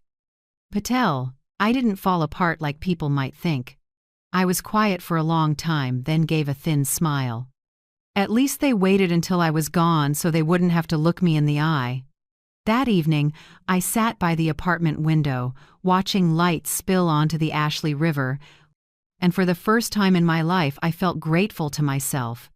Grateful to the woman from 3 years ago who bought this apartment. Grateful for the caution I once called paranoid. Without this place, I might have had to stay with someone and be labeled the mother who got thrown out. I brewed mint tea, the scent spreading in the quiet room. The first sip made me remember what Tom used to say when he was alive. "You help people too much, Dorothy. Remember, kindness needs to be in black and white." I laughed back then, thinking he was teasing. Now I understand. Kindness without paperwork is just a legal empty space, and someone will fill it with their schemes. I stood and opened the safe. The yellow light hit the gray steel, cold but steady. I took out every document: the house title, property insurance, property tax papers, repair contracts with my name on every line. I laid them neatly on the table, each page stamped clearly. Not one line with Nathan's name. Not one letter with Brianna's. I smoothed a corner and said quietly, "This house is still mine, and it will be handled as mine."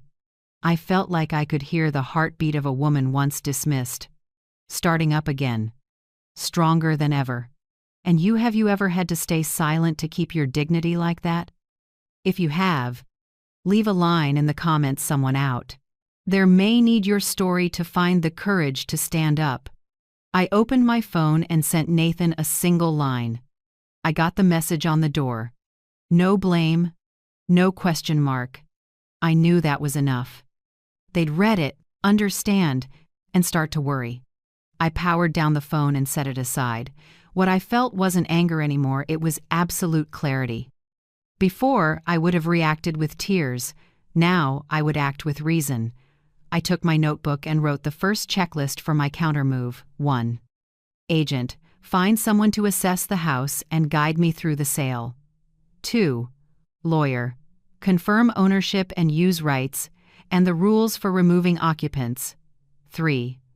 Notice to vacate. Prepare a legal 30-day notice. End quote. 4. Minimal communication. Speak only when necessary. No arguing, no pleading. 5. Evidence log. Keep every photo, message, and audio clip relevant. When I finished, I rested the pen on the page and took a long breath. This time, I hold the law, they hold feelings. And the law doesn't cry. The next morning, I went to the bank to print property tax and home insurance statements. The clerk looked over the files and said, "You keep your documents really well. Most older clients can't manage this." I smiled. I used to be a nurse. We're used to careful records. One small mistake can cost a life. In life, one wrong signature can cost you your home. The young woman looked at me with admiration, but I only felt sad. Being careful isn't a choice anymore, it's survival for someone who's been betrayed. At noon, I got a text from Mrs. Patel. "I just heard Brianna's relatives telling people you moved out on your own. They're bragging the house belongs to the new family now." I read it and smiled faintly. New family, sure. They can swap furniture and change the air, but they can't change the paperwork. That afternoon I sat at the table as sunlight slipped through the thin curtain and laid bright stripes on the wood like a gentle hand. I scrolled through old photos on my computer. Tom laughing under the apple tree, little Nathan holding a blue kite, me in an apron standing in a patch of lavender. Each picture was a reminder. I built this life with work, love, and loss. No one gets to take it with a sloppy note. That night, I sat by the window and wrote a letter not to send, but to set myself free. Nathan, I'm not angry at you, but I will never forgive your silence while others erased my name from my own home. I'm not seeking revenge. I will only take back what's mine by the law, with reason and with dignity. I folded the letter, slipped it into an envelope, and put it in the drawer. Maybe I'll give it to him one day, or maybe never. Writing it was enough to make my heart lighter. When the clock struck 11 p.m., I shut my laptop and looked at the checklist on the wall. Each bullet was a step I would take not to prove anything, but to remind myself that my life is still in my hands. I made another cup of tea and stepped onto the balcony. The night sky was full of stars, the city calm. Somewhere in that old house, they were probably sleeping well. Sure, I'd vanished for good. I smiled, breathed in the night, and whispered, "No, Brianna. This old mother isn't gone. I'm just not coming back with feelings this time. I'm coming back with the law." The river breeze swept through, cool and clean. I closed the door and wrote one small line in my journal before bed. "Tomorrow, the action begins." Then I turned off the lights. In the dark, I could hear my heartbeat, not the beat of someone weak, but of a woman who has taken back the steering wheel of her life. On Monday morning, just after I rinsed my first coffee cup of the day, there was a soft, cautious knock, the kind people use when they know they're about to face the truth. I opened the door. Nathan stood there, hands in his pockets, head down. Morning light showed the worry lines on his forehead. My 45-year-old son looked strangely small. I didn't know they'd come so soon, Mom," he began, voice shaky and rough. I tilted my head to let him in. The apartment was small but bright and neat. Nathan glanced around, maybe surprised it didn't look like the picture someone had painted of a pitiful mother thrown out. I calmly poured 2 cups of coffee and set one in front of him. Drink, I said evenly. It's the same roast from your father's old shop. He didn't touch the cup, just nodded. I sat across from him, fingers laced, eyes steady on my son. You said they came earlier than planned? Nathan nodded, avoiding my eyes. I didn't think they'd move in for good. Brianna said just a few weeks. You know, they're looking for a place. I cut in, voice low and clear. A few weeks isn't a permit to occupy. I only want to know one thing. I tilted my head, gaze fixed on him. Who signed off letting them stay? That question popped his excuses like a pin. He went silent. His finger tapped the cup, his eyes drifting. I didn't add a word. The room got so quiet I could hear the clock ticking, like it was counting each beat of his shame. Finally, he sighed. I was wrong, Mom. I just wanted everyone to get along. I thought you wouldn't mind if they stayed a few weeks. Brianna said you were never home anyway. I sipped my coffee and gave a small, even smile, neither bitter nor too forgiving. You thought that, but you forgot something. Even if I'm not there every day, the house is still in my name. That means only I get to decide who stays and who doesn't. Nathan said nothing. I could see his eyes swinging between guilt and confusion. I pulled an envelope from my pocket and set it on the table, the copy of the deed. Under the light, Dorothy Kane was bold and undeniable. I nudged the envelope toward him. Take a look, so you don't have to hear it secondhand. He glanced at the papers, then looked up. I don't need to see it, Mom, I know. I just stayed quiet. I finished for him. Sometimes silence is a signature, Nathan. I learned that the hard way. He dropped his head. A moment later, he took a wad of cash from his wallet and pushed it toward me. I know I messed up. Take this, Mom. Think of it as rent for now, or I laid my hand on the money, then slid it back. No need, Nathan. I have a pension and savings. I don't need anyone's money. He stared, surprised. Maybe for the first time my son realized I wasn't weak or broke like Brianna had told him. In his eyes I caught a flicker of shame mixed with respect. I spoke slowly. You know, Nathan, people often confuse love with control, care with taking someone's rights. You let someone make you believe I only exist if you allow it. But I raised you, and I kept that roof paid for with modest wages. I don't need permission to live. He looked up, lips trembling, but said nothing. I stood, topped off my coffee, and kept my voice light, like I was commenting on the weather. I never planned to fight over that house, but maybe it's time to draw a line. I've met with a lawyer. And tomorrow the agent will come to assess the property. Nathan froze, the cup tilting and spilling a little. You're going to sell the house? I met his eyes, steady. Not going to. I will. I've lived long enough to know when a place only holds contempt, it's not a home. And I won't let it become a battlefield. He clenched his hands and exhaled. Brianna won't understand, Mom. She'll think you're getting revenge. I shrugged. That's her problem, not mine. I'm doing the right thing. The air felt heavy.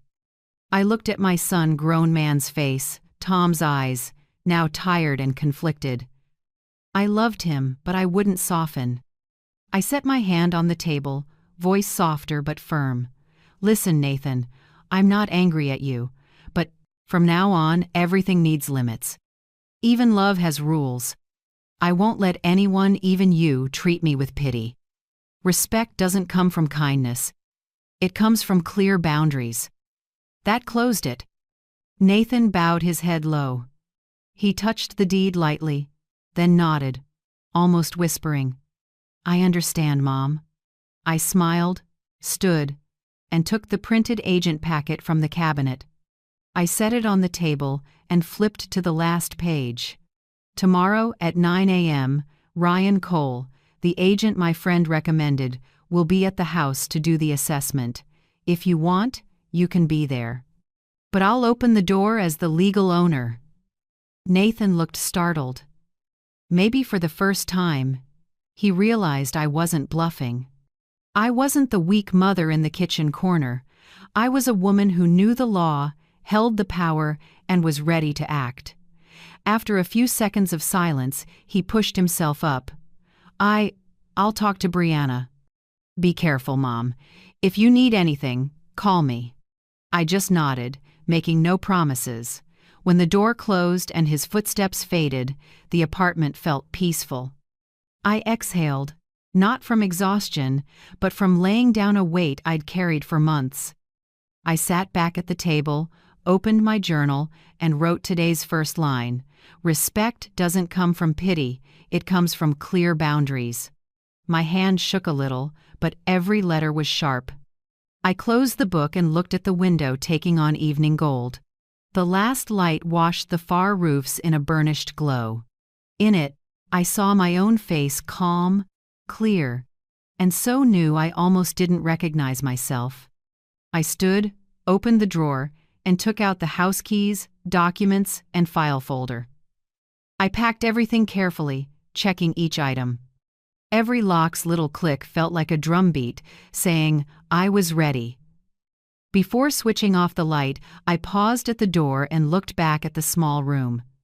Inside was the soft smell of coffee, a half-empty cup, and the gentle quiet I had claimed for myself.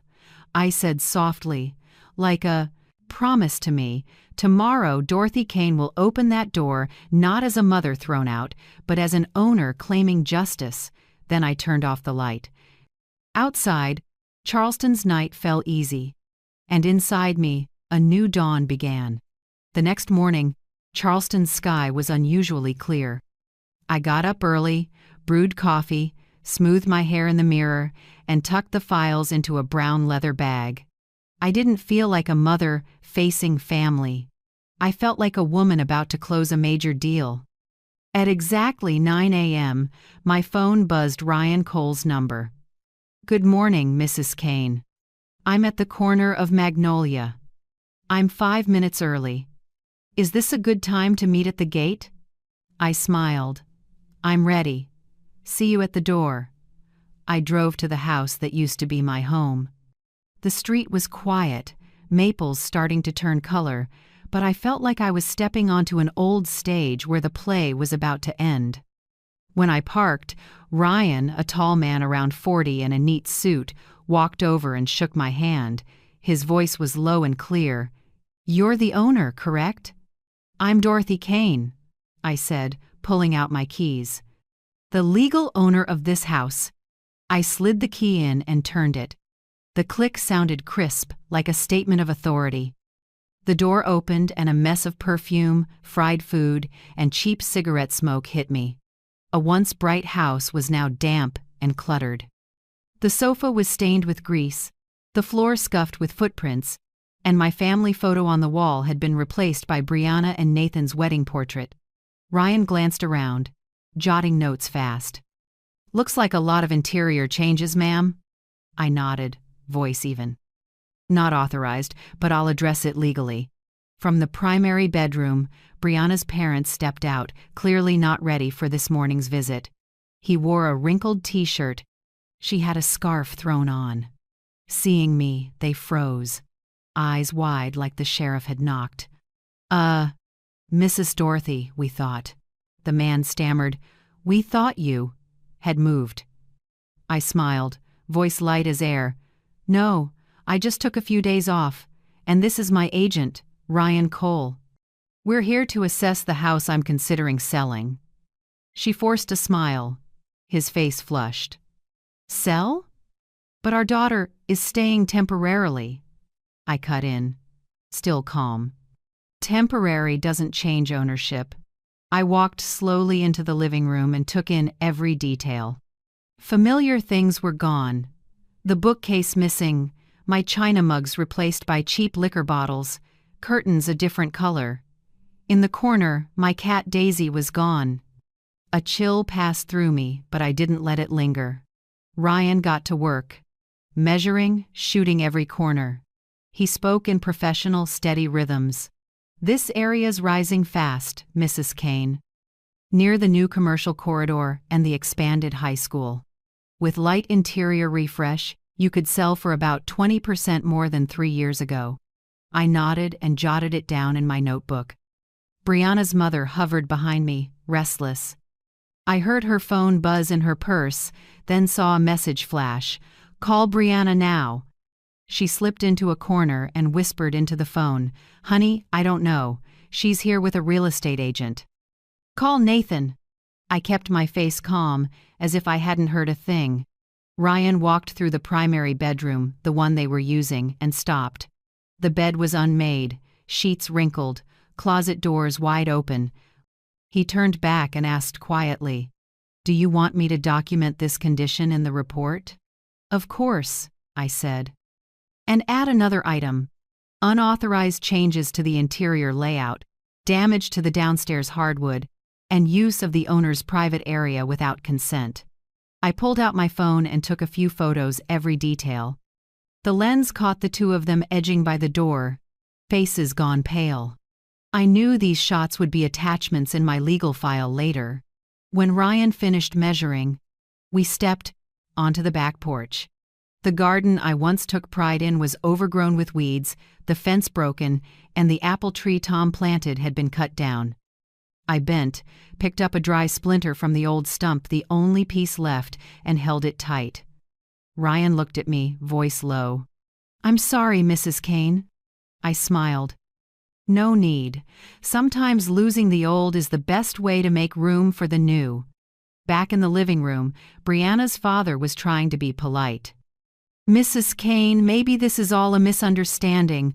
Our daughter didn't mean I raised a hand and cut him off. I understand exactly what she meant, but there's nothing to debate. I'm here to follow procedure. From now on, any contact about this house goes through my attorney, Mr. Avery Grant. Here's his card." I set a small card on the table. "If you have questions about moving out, Mr. Grant will explain your rights and obligations."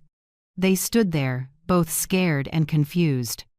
I could guess their thoughts that the woman they took for weak had just flipped the board. Ryan double-checked his notes. "At current market prices, I estimate the house could fetch between $680,000 and $720,000. If you'd like, I'll send a draft listing with a timeline this afternoon."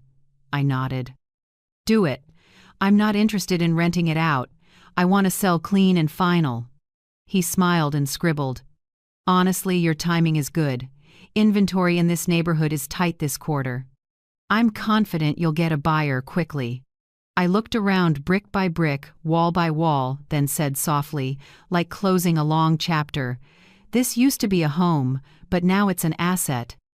And assets should be priced correctly, not clouded by feelings." Ryan got it and nodded. He shook my hand. "All business. I'll send the file this afternoon with photos and the timeline. Vacate. List. Open house. Close. I also recommend your lawyer send a formal notice within 24 hours. I answered. "Already scheduled. Mr. Grant is expecting me this afternoon." As we left, I could feel tense eyes following from the window. Brianna's mother was on the phone non-stop, probably with her daughter and Nathan. Her voice wavered. "She says she's going to sell. Do something." I stepped down the front stairs, morning sun warm on my shoulder. Ryan opened the car door. I turned back for one last look. The wooden plaque reading Kane Residence still hung there, but the paint was peeling and the letters fading. I thought maybe I should take it down, like taking down an old illusion. On the drive back, I called attorney Avery Grant. He'd helped Tom with an insurance matter years ago, now in his 60s, but his voice still steady and sure. "I've heard, Dorothy," he said. "Stay calm. I'll draft a 30-day notice to vacate. They have no legal right to be there, so you're fully within the law." I smiled, eyes on the road. "I don't want a circus. I just want it done right. And that's exactly why you'll win," he said. That evening, Ryan emailed the first packet, the draft listing, projected price range, and a 6-week open house plan. His last line read, "This home is worth much more than people think, especially when it belongs to someone who knows her own worth." I finished reading and smiled. At sunset, I sat by my apartment window and opened my journal. Today, they saw me walk in with the legal key and leave with composure. That's the only way to get respect back, not with shouting but with evidence, paperwork, and self-control. I closed the journal and poured a little jasmine tea, the scent filling the room. In the soft light, I noticed my hands weren't trembling like the day they threw my things on the lawn. They were steady, quiet, holding the board. Tomorrow they might panic, argue, justify. I'll just smile. Because now this game has rules, and I'm the one holding them. The next afternoon, I arrived at attorney Avery Grant's office right on time. It's a classic red brick building downtown, tucked in the old historic district. Gold letters on the glass door read, Avery Grant and Associates, Real Estate and Civil Law. I know places like this well, the smell of paper and ink. That careful atmosphere reminding you every word here carries legal weight. Avery welcomed me into a sunlit room. He was the same silver hair, a deep voice, the calm eyes of someone who's seen hundreds of disputes end with the law on the right side. He motioned for me to sit and opened the file I'd sent the day before. Dorothy, I've reviewed everything, he said, voice solid as oak. The deed, property tax, and insurance all in your name. No one has the right to use, allow occupancy, or make structural changes without your consent. I nodded and gripped the teacup his assistant had brought in. I don't want drama, Avery. I just want it done by the book. He smiled slightly. That's why I like working with you. Now listen. We'll send a legal 30-day notice to vacate, with clear consequences if they don't comply. He pulled out a template, clean, precise lines of text. Under Section 273710 of the South Carolina Code of Laws, an occupant without ownership or a legal lease must vacate the premises within 30 days of receiving notice. If not, the owner may seek a lawful eviction order and damages. Avery looked up, calm but firm. We don't need to raise our voices. We'll let the law speak. I looked at the paper and felt relief mixed with resolve. Those black and white lines, lifeless on their own, felt like a backbone. Not power, but quiet justice. I signed. My signature wasn't shaky like the letter to Nathan. It was clear and steady, a mark of a new resolve. Avery stamped it and called in his assistant. Angela, serve it today. Make sure we get a signed receipt. We follow protocol. Then he turned to me, warmer now. Dorothy, I know this isn't just about a house, but you're doing what's right. When the law is enforced, respect finds its way back. I nodded. Maybe he was right. I didn't need them to love me again, just to learn boundaries. Avery went over the steps, meticulous as a good teacher. During this period, if they harass, damage, or push back, don't engage directly. Just document photos, videos, dates, witnesses. I'll take it from there.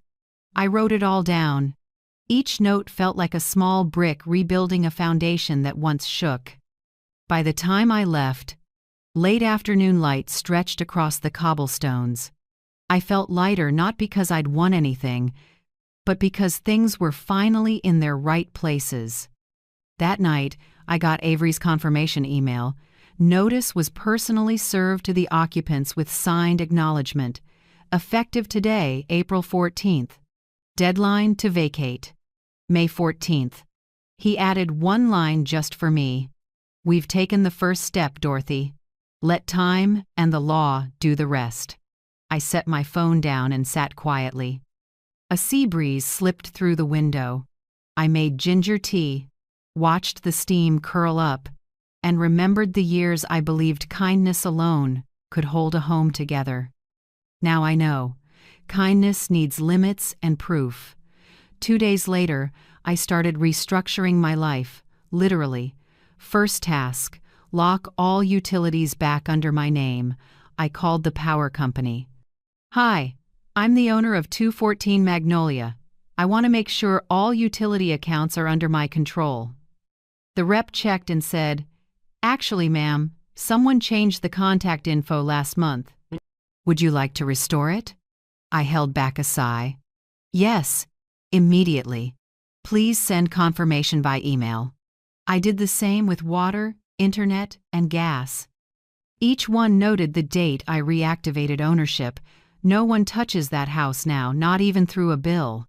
That evening, I got a text from a distant in-law, the sister-in-law in Florida, who hadn't checked on me in 5 years. It read, "Dorothy, family is sacred. Don't push this. They just want stability." I smiled, hit save, and didn't reply. I'm done explaining to people who preach when they've never carried the weight. Next day, I kept going like a COO, taking back her company. I called the bank and asked them to review all authorizations tied to my retirement and credit accounts. The rep asked, polite, "Would you like us to verify anyone with current access?" "Yes," I said.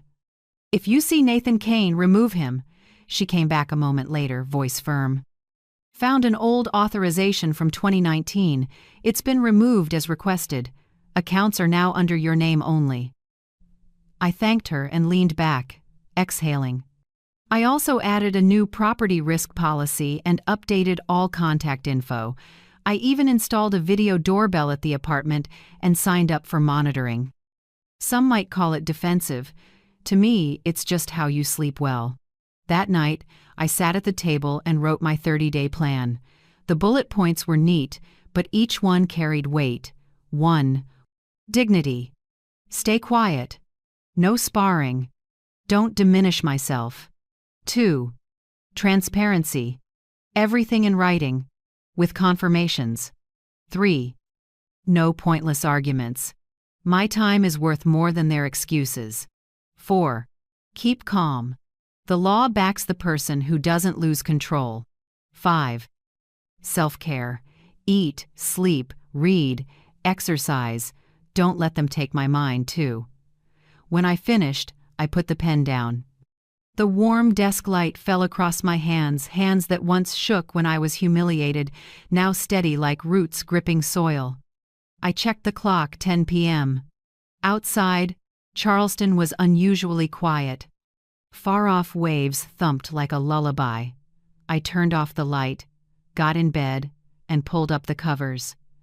Peace rolled in with each breath. For the first time in years, I slept deeply. No dreams of the past, no thoughts of Brianna or Nathan, no door slamming in my face, just a long, quiet, solid sleep like I'd finally taken back the right to be in charge of myself. 3 days after the 30-day notice was served, I was watering flowers on the balcony when the doorbell rang. The sound was urgent and familiar, and my heart dipped for a second. I knew who it was before I opened the door. Nathan and Brianna stood there, looked like any young couple, but to me they were two storms pretending calm. Nathan wore a wrinkled shirt, hair messy, eyes a mix of worry and guilt. Brianna was different. Fully made up, perfume so strong it drowned out my tea. "Mom," Nathan started, voice small and shaky. "We came to talk. Please give us a few minutes." I quietly opened the door wider and stepped aside. "Come in, but all I have is black coffee and silence. Pick one." Brianna forced a smile. "Both are fine, Mom." I sat, poured 3 cups, pushed one toward them. The smell of fresh coffee filled the room. The scent that once meant togetherness now tasted bitter. They sat across from me. Nathan spoke first, voice tight. "Mom, we went too far. I didn't think it would end up like this. Brianna was just looking out for her parents. I wanted peace. Mom, the house is yours, but if you'll come back, we'll move into the small room. Let us take care of you." I stayed quiet, looking him in the eye. The way he said "Mom" trembled, but behind it, I heard the old habit of emotional steering. Brianna rested her hand on his arm, bowed her head, and spoke with a hint of tears. "I truly am sorry, Mom. I was wrong. We shouldn't have done that. My parents had nowhere to go. I just wanted to help them. If you come back, I promise no one will touch your room again. I just need a chance to make it right." Her words fell like water, sweet and smooth, but each one carried the same old flavor of manipulation. I said nothing, just listened, and let them pour out the rehearsed apologies. Nathan held his wife's hand. They performed the same scene, tears, sorry, shaky voices. When they finished, I set my cup down and looked at them calmly. "Are you done?" Brianna nodded and dabbed her eyes. "Now it's my turn," I said, voice low and clear. "The 30-day notice stands. I'm not changing my decision." Both froze. Nathan looked up, urgent. "Mom, I'm being honest. I don't want you alone. We just want things back the way they were." I gave a thin smile. "Back the way they were means what, Nathan? Me in the house but not allowed on the sofa because it might get dirty? Or standing in the yard while someone else eats dinner in the kitchen I built?" Brianna cut in. "No, I didn't mean that. We'll pay rent, really. Whatever you want, we'll pay. Think of it like you being an investor." I tilted my head, voice light. "No need. I don't need rent. Because this isn't about income, Brianna. This is about dignity. And you can't pay for dignity." Brianna pressed her lips together. Nathan's eyes searched the room for a foothold. "Mom, what about Ethan and Lily? They miss you. They ask about you all the time. Don't you miss them?" I took a breath. That hit the softest spot in me. But instead of weakening, I felt stronger. Of course I miss them, but my love for the kids isn't a hostage to bargain with. Don't turn them into cards in this guilt game. Brianna blinked. Surprise iced over into cold. She looked at Nathan and said quietly, but loud enough for me to hear, "See? I told you. She wants revenge." I didn't react. I simply picked up my phone and turned on the voice recorder. "Say whatever you need to say. I just want to save it just in case my memory isn't as good as my kindness." The room froze. Nathan stood, voice heavy. "You'll regret this. When people hear how you treat your son and grandkids, they won't take your side." I stayed seated and gave a small smile. "You're right about one thing, Nathan. I don't need anyone on my side. I just need to be on the right side." They left, the door shutting hard. I looked out and saw them talking by the entryway. Then Brianna lifted her phone, probably calling someone. An hour later, my phone lit up non-stop, all familiar numbers I hadn't heard in ages. A cousin in Florida, the same one who stayed quiet when Brianna threw me out, suddenly wanted to make peace. "Dorothy, don't be stubborn. He's your son. Blood can't be cut off." I answered simply. "Blood that stays silent while I'm humiliated is just blood, not a bond." She went quiet, muttered a few empty lines, and hung up. I saved every text, call, threat, and pious advice, each small piece of evidence of manipulation labeled family. That evening I went to Street Helena Church, where there's a Friday group for seniors. I went out of curiosity and left deeply moved. In a small room behind the sanctuary, more than a dozen people sat in a circle. They shared about their lives, their loneliness, and stories that felt personal but turned out eerily similar. A white-haired woman said her son emptied her retirement and left her in a nursing home. A widower said his daughter seized control of his assets and kicked him out. Each story was a scar, and they all shared the name the group leader finally said aloud: emotional elder abuse. Hearing that phrase, I went still. I had thought I was living a private tragedy. Turns out what I went through has a name, a definition, and even laws to protect us. I wasn't alone. A lady named Mabel squeezed my hand and smiled. "We're not weak, Dorothy. We've just been quiet too long." On the way home, I walked under warm streetlights, the breeze carrying salt from the sea. I opened my phone and typed a note to myself, the line I knew I'd read every morning. "Don't let old pain teach me to stay silent again." I saved it and locked my screen. My steps felt steadier. My back straighter. In the dim light, I saw my shadow no longer curling in fear but walking forward, lighter, like someone who finally understands the worth of one word: dignity. That night I went home, made tea, opened the window, and listened to the waves in the distance. I didn't cry, didn't shake, just felt calm, because I knew, for the first time in years, I was living true to myself, owing no one an apology. Only 7 days left before the move-out notice expires. I marked the date in red in my planner, then gently folded the page. Everything was on track: the house appraised, the attorney on it, and my nights beginning with peaceful sleep instead of tossing and turning. That morning, I was checking my email when the doorbell rang. A light, steady knock, not rushed. I knew it wasn't Brianna. She never knocks like that.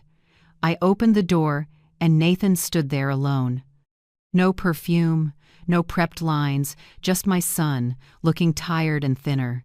His shirt wasn't ironed, eyes sunken, hair messy like he hadn't slept all night. "Mom," he said softly, not pleading like before. "Can I come in?" I nodded and opened the door.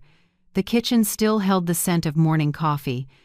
Nathan glanced around, a little surprised at how bright and neat my apartment was. Everything in order, nothing like the lonely mother image someone had drawn for him.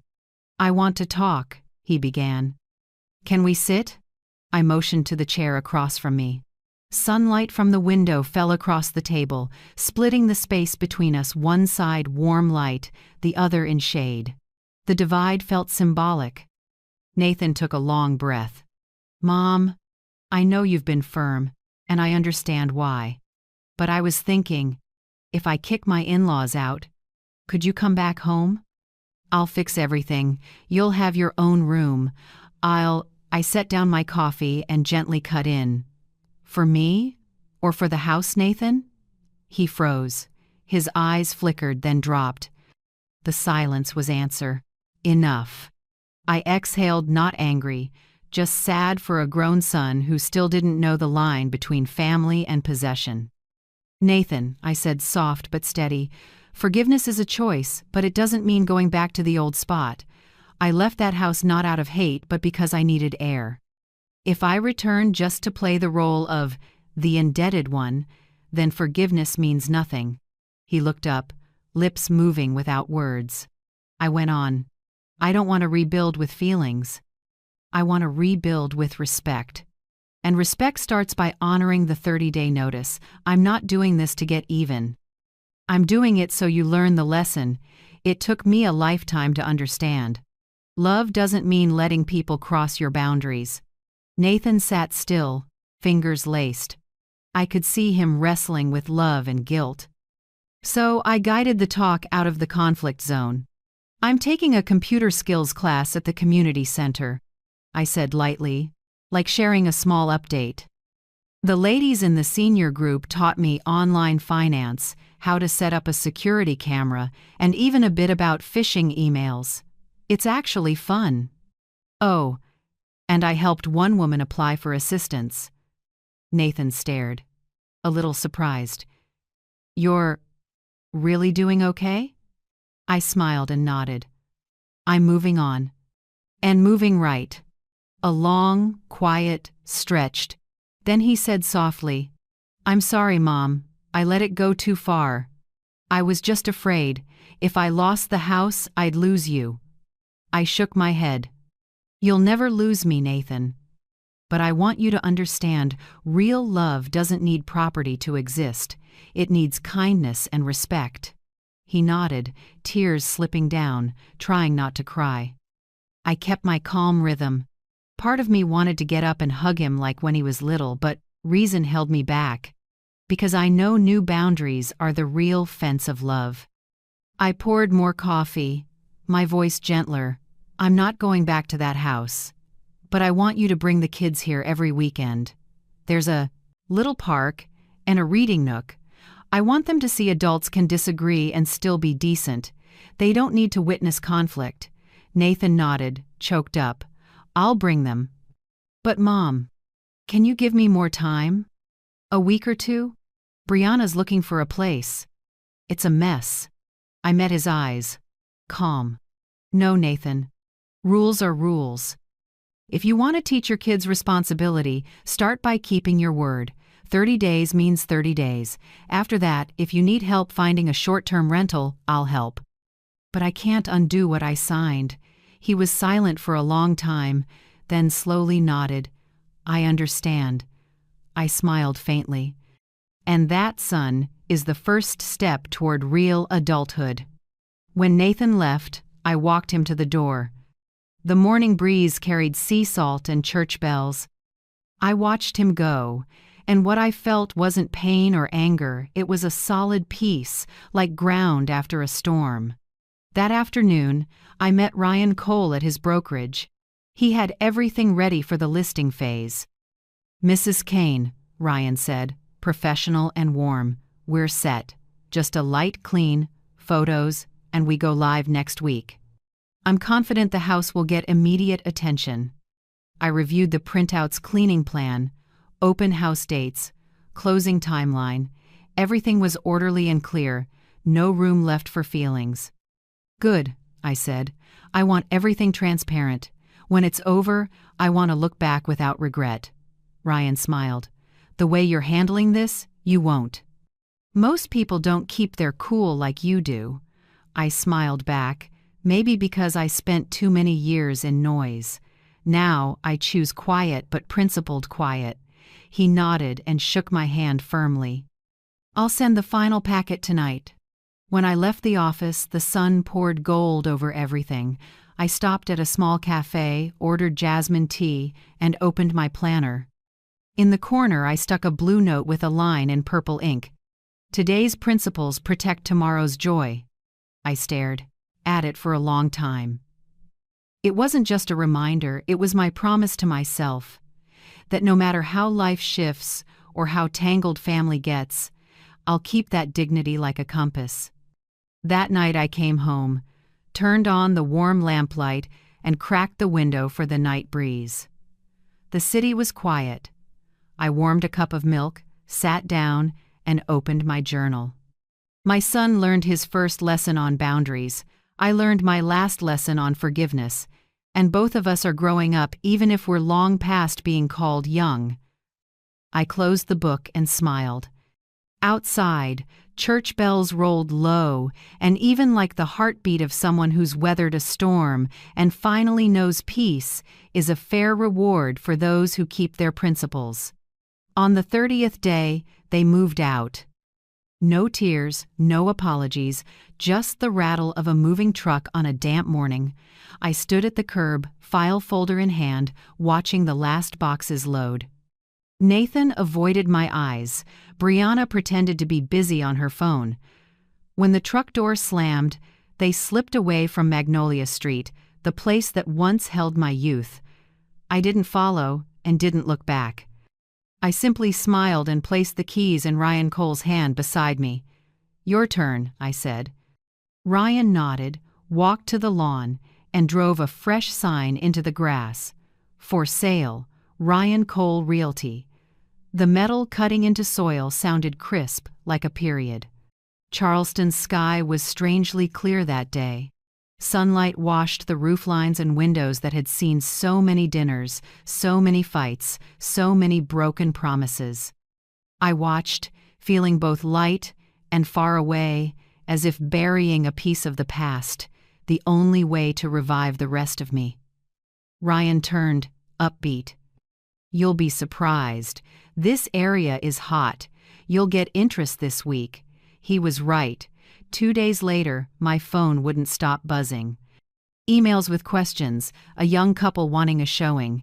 And by the first weekend, Ryan called, excitement in his voice. "Dorothy, we've got a cash offer. $720,000, right on my estimate." I went silent for a few seconds. Not for the number, but because cash sounded like freedom knocking. The next day, I met attorney Avery Grant. He'd received the contract.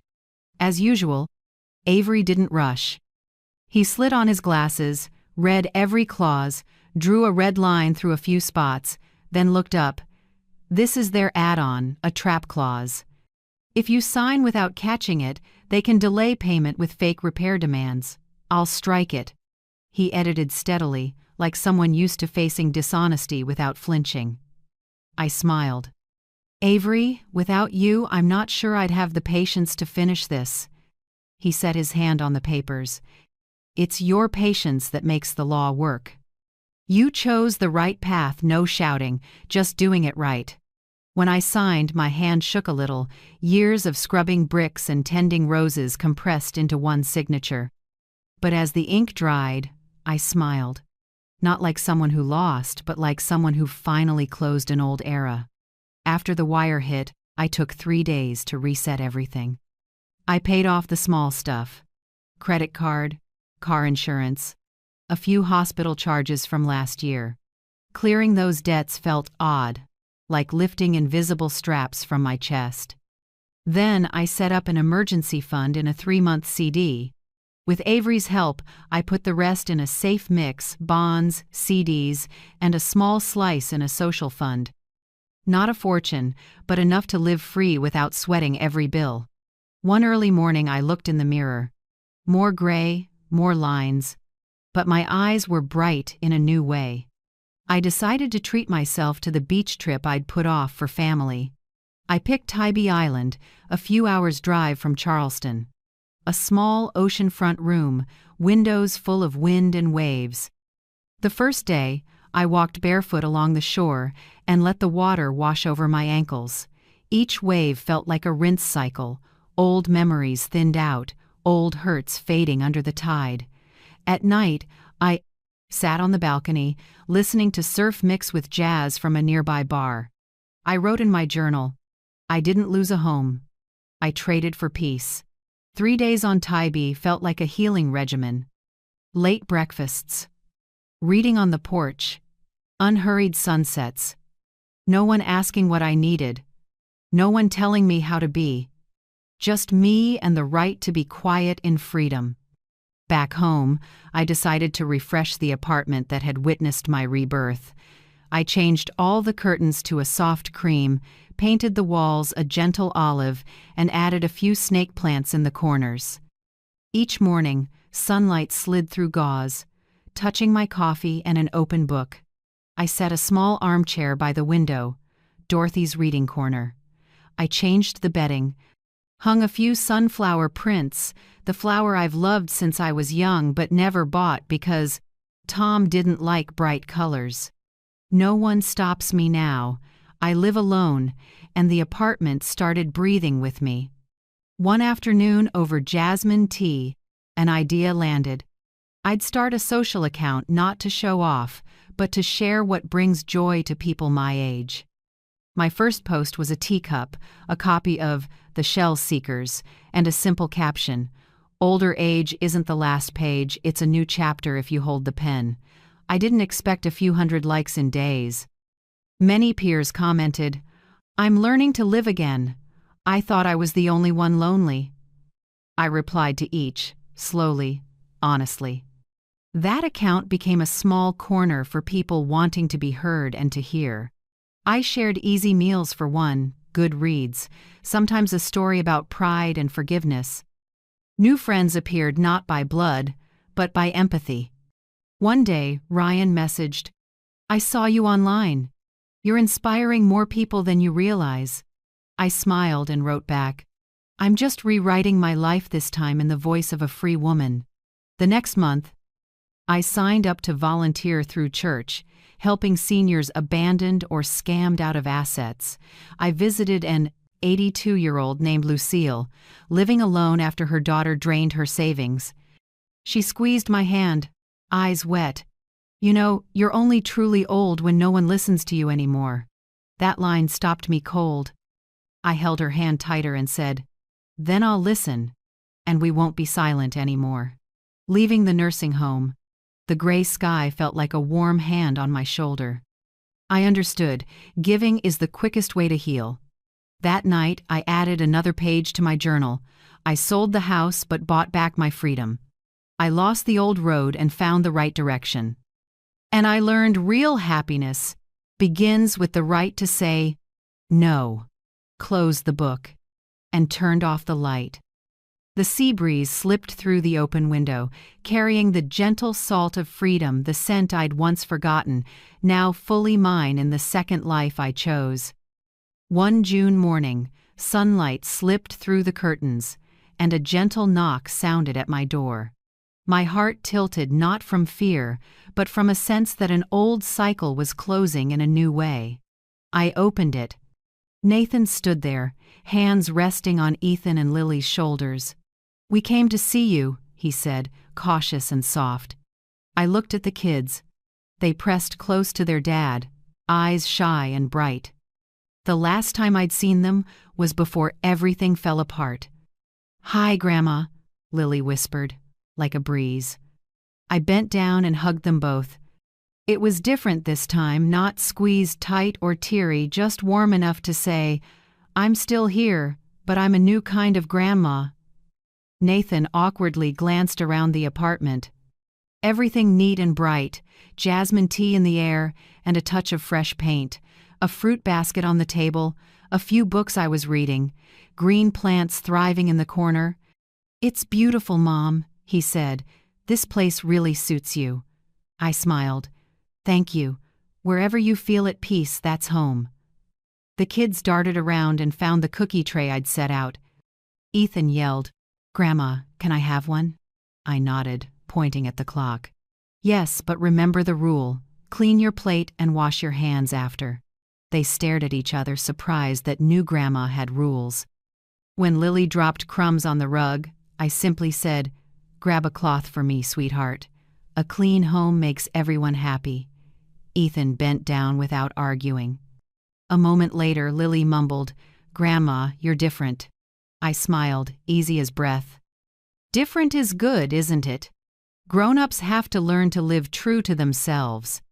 They nodded and went back to their puzzle. I watched them. My heart warm, but unlike before, this love wasn't tangled with fear of being used or dismissed. It had boundaries, order, and clarity. Nathan sat quietly, then said, "Mom, I don't know what to say. It feels strange seeing you this calm." I turned to him, steady. "Strange because you're used to me enduring, right? But sometimes calm doesn't come from forgiving others. It comes from no longer letting them define your value." He lowered his head. "I get it. I'm trying to relearn how to be a dad. I want the kids to have their grandma, no matter what's going on with the adults." I nodded gently.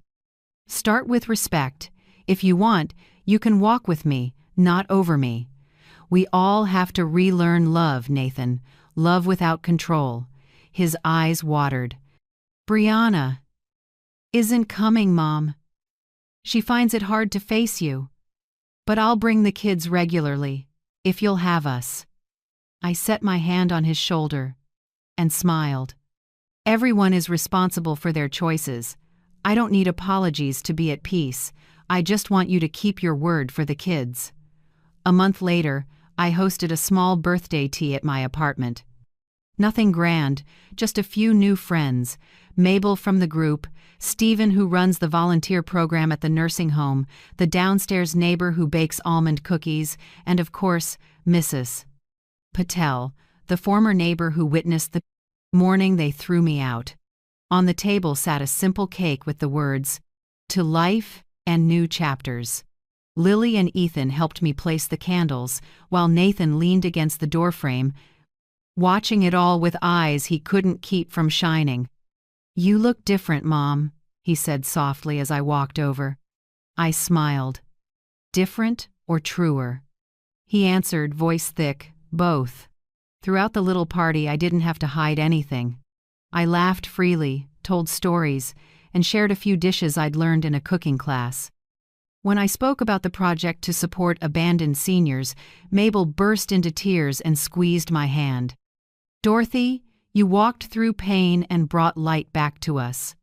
I just answered quietly, "No, I only brought what I once needed, a steady hand, a little faith." When I blew out the candles, the room filled with applause. Nathan stood still, watching me maybe for the first time in his life, seeing his mother as herself, not as a shadow at the edge of someone else's story. His eyes held no pity or guilt anymore, but recognition. The following week, the church group invited me to share my journey at our Share and Listen meeting.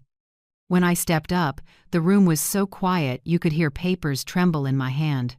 I spoke slowly, not like an accuser, but like someone who'd walked through the storm and learned to name each wind. I told them about the morning I was thrown out, the sloppy note, the path to reclaim my right to stand in my own home. I talked about Attorney Avery, about Ryan, about the seniors group at church, and about how I began again from the basics, respecting myself. When I finished, many wiped their eyes. An older woman whispered, "I thought only I was belittled by my children. Now I see I'm not alone."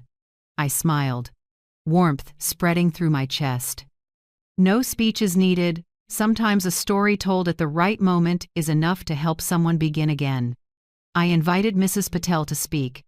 She walked up calmly, voice as gentle as ever. "I don't need to say much. I just want to say I was there the day Dorothy was forced out." She didn't cry. She simply smiled and walked through the gate. And today, she's smiling again, but it's the smile of someone who won. The room applauded. I bowed in thanks, tears slipping free, but no longer heavy tears allowed to fall, not from hurt, but from pride. That night, Nathan stayed to help me clean up. When everyone had left, the two of us sat on the balcony, night breeze stirring our hair. "Mom," he said, "I don't know how to thank you. I used to think love meant protecting, handling everything for others. Now I understand love also means knowing when to step back." I squeezed his hand, my voice gentle but firm, and I learned the opposite. Love is not endurance, not bowing just to keep the peace. I'm willing to love, but not at the cost of dignity. Nathan was quiet, but I saw something change in his eyes. Maturity. Maybe it takes a lifetime for a mother and son to understand that love is whole only when both stand upright, not when one is on their knees. I looked out where city lights shimmered on the Ashley River like stars. In my heart, I knew I'd reached the end of the road of pain and stepped into a new stretch of freedom, clear-eyed love, and well-earned peace. 2 years have passed since the day I closed the door on the old house. When time slows, it heals in its own way, not by erasing, but by teaching us to look back with calm. Now my life moves at a steady, full rhythm. Mondays and Thursdays I volunteer at the nursing home where men and women with stories like mine now tell them with a smile. Wednesdays I teach a computer skills class for seniors, showing them how to send emails, save photos, and video call their grandkids without help. On weekends, I meet for coffee with my circle of friends, Mabel, Stephen, and Mrs. Patel, who still loves brewing cinnamon tea and telling stories of the old neighborhood. My small apartment has become a true home. The walls hold photos from my trips, Tybie's endless blue, a lavender field in Tennessee, and the park corner where Ethan once laughed himself silly at a cookie-stealing squirrel. I don't need relics of the past anymore, just small moments I'm living now. Nathan and I stay in touch, measured, healthy, no more strings tied with guilt or pity. Once a month, he brings the kids to visit. Ethan now says thank you after every meal, and Lily loves sitting beside me to look through old photos. They're old enough to understand that Grandma's love isn't bought by silence. Brianna never appears. I don't ask, and I don't resent it. Some people are stretches of road, not destiny. Everyone is responsible for their choices, and I've chosen to keep living without needing anyone to admit fault. One early autumn afternoon, I sat reviewing the financial statement Avery helps me manage. The money from the old house rests safely in conservative funds, some invested, some set aside for emergencies. I have enough to live comfortably, travel each year, buy gifts for the kids, and help a few friends when times are hard. I realized the sale money brings stability, but true happiness comes from the right to choosing where to live, when to be silent or speak up, whom to love or to leave. I wrote a letter to myself, the woman who once stood shaking in front of a house taken from her. Dorothy of yesterday, never let anyone dim the light in your eyes again. Don't give so much that you forget yourself. Remember, kindness only matters when paired with boundaries. That day when your daughter-in-law said, "Don't stand there, the neighbors are watching," you chose to stand still and keep quiet. Now you know, that wasn't weakness, it was the beginning of strength. I folded the letter and placed it in a small wooden box with a photo of me and Marisol by the ocean. A keepsake, a reminder, never bow to contempt no matter who it comes from. I also started a small fund called Silver Voices Fund to support seniors facing emotional abuse within their families. At first it was just a few $100s I'd saved, then others from the volunteer group added theirs. We help print legal documents, find temporary housing, or simply listen to stories their children won't hear anymore. Each time an older woman grips my hand and says, "Thank you for reminding me I still have a voice," I feel my path has been worth it. One breezy afternoon with wind off the Ashley River, I decided to visit my old street. The house has fresh paint, a new plaque on the door reading, "The Harpers." The front yard still has roses, but they grow wild now, not in my neat rows. I stood at a distance and didn't go in, I didn't need to. No pain rose up, it was like looking at a faded photograph. I smiled and whispered, "Thank you for teaching me how to leave at the right time." I knew clearly, my silence that day wasn't surrender. It was stepping back to gather strength to counter with reason, not tears. Silence was the beginning of victory. And without that morning of being cast out of my own home, I might never have learned that a 68-year-old woman can start over strong, independent, and at peace. That evening when I got home, I opened my laptop and wrote a new post for Silver Voices. Sometimes the strongest thing you can do is choose to leave in silence, not to prove anything, but to protect your worth. If you're living in a home that makes you shrink a little each day, know there is a way out, a voice, and someone who stood where you are. I hit post and watched the screen glow. Dozens of comments poured in. "I'm in Texas, your story is mine." "Watching from Florida, thank you for saying what I haven't dared to say." I read each one, eyes stinging. Maybe my journey was never only prize, mine. I closed the laptop and went to latch the window. Sunset slipped through the curtains, spreading across the floor in warm, honeyed light. I brewed a cup of mint tea, inhaled deeply, and felt the wind move through hair streaked with silver. Outside, the city was still noisy, but inside this little home, peace stayed. I thought, maybe someone listening to this is standing at the start of the same road where pain is fresh but hope is flickering. I hope that by the time they hear this, they know. It's never too late to rise, to love yourself again, to choose dignity over fear. Thank you for staying with me to the very last lines. I don't know where you're listening from, a small room, a quiet evening, or on your way home. But if this story made you pause, if your heart twinged because you saw yourself in these words, know you are not alone. Sometimes we have to be silent to guard our dignity, to learn how to stand on our own feet. I've been there. And I believe you can too. If my story touched you, tell me where you're listening from, and what you would do in my place. Leave a comment, your words might be the strength someone needs to find their voice. And if you want to keep walking together, hit like, subscribe, and turn on the bell so we don't lose each other in the noise of the world. Thank you. Truly. Peace often begins the moment we dare to believe we still deserve happiness.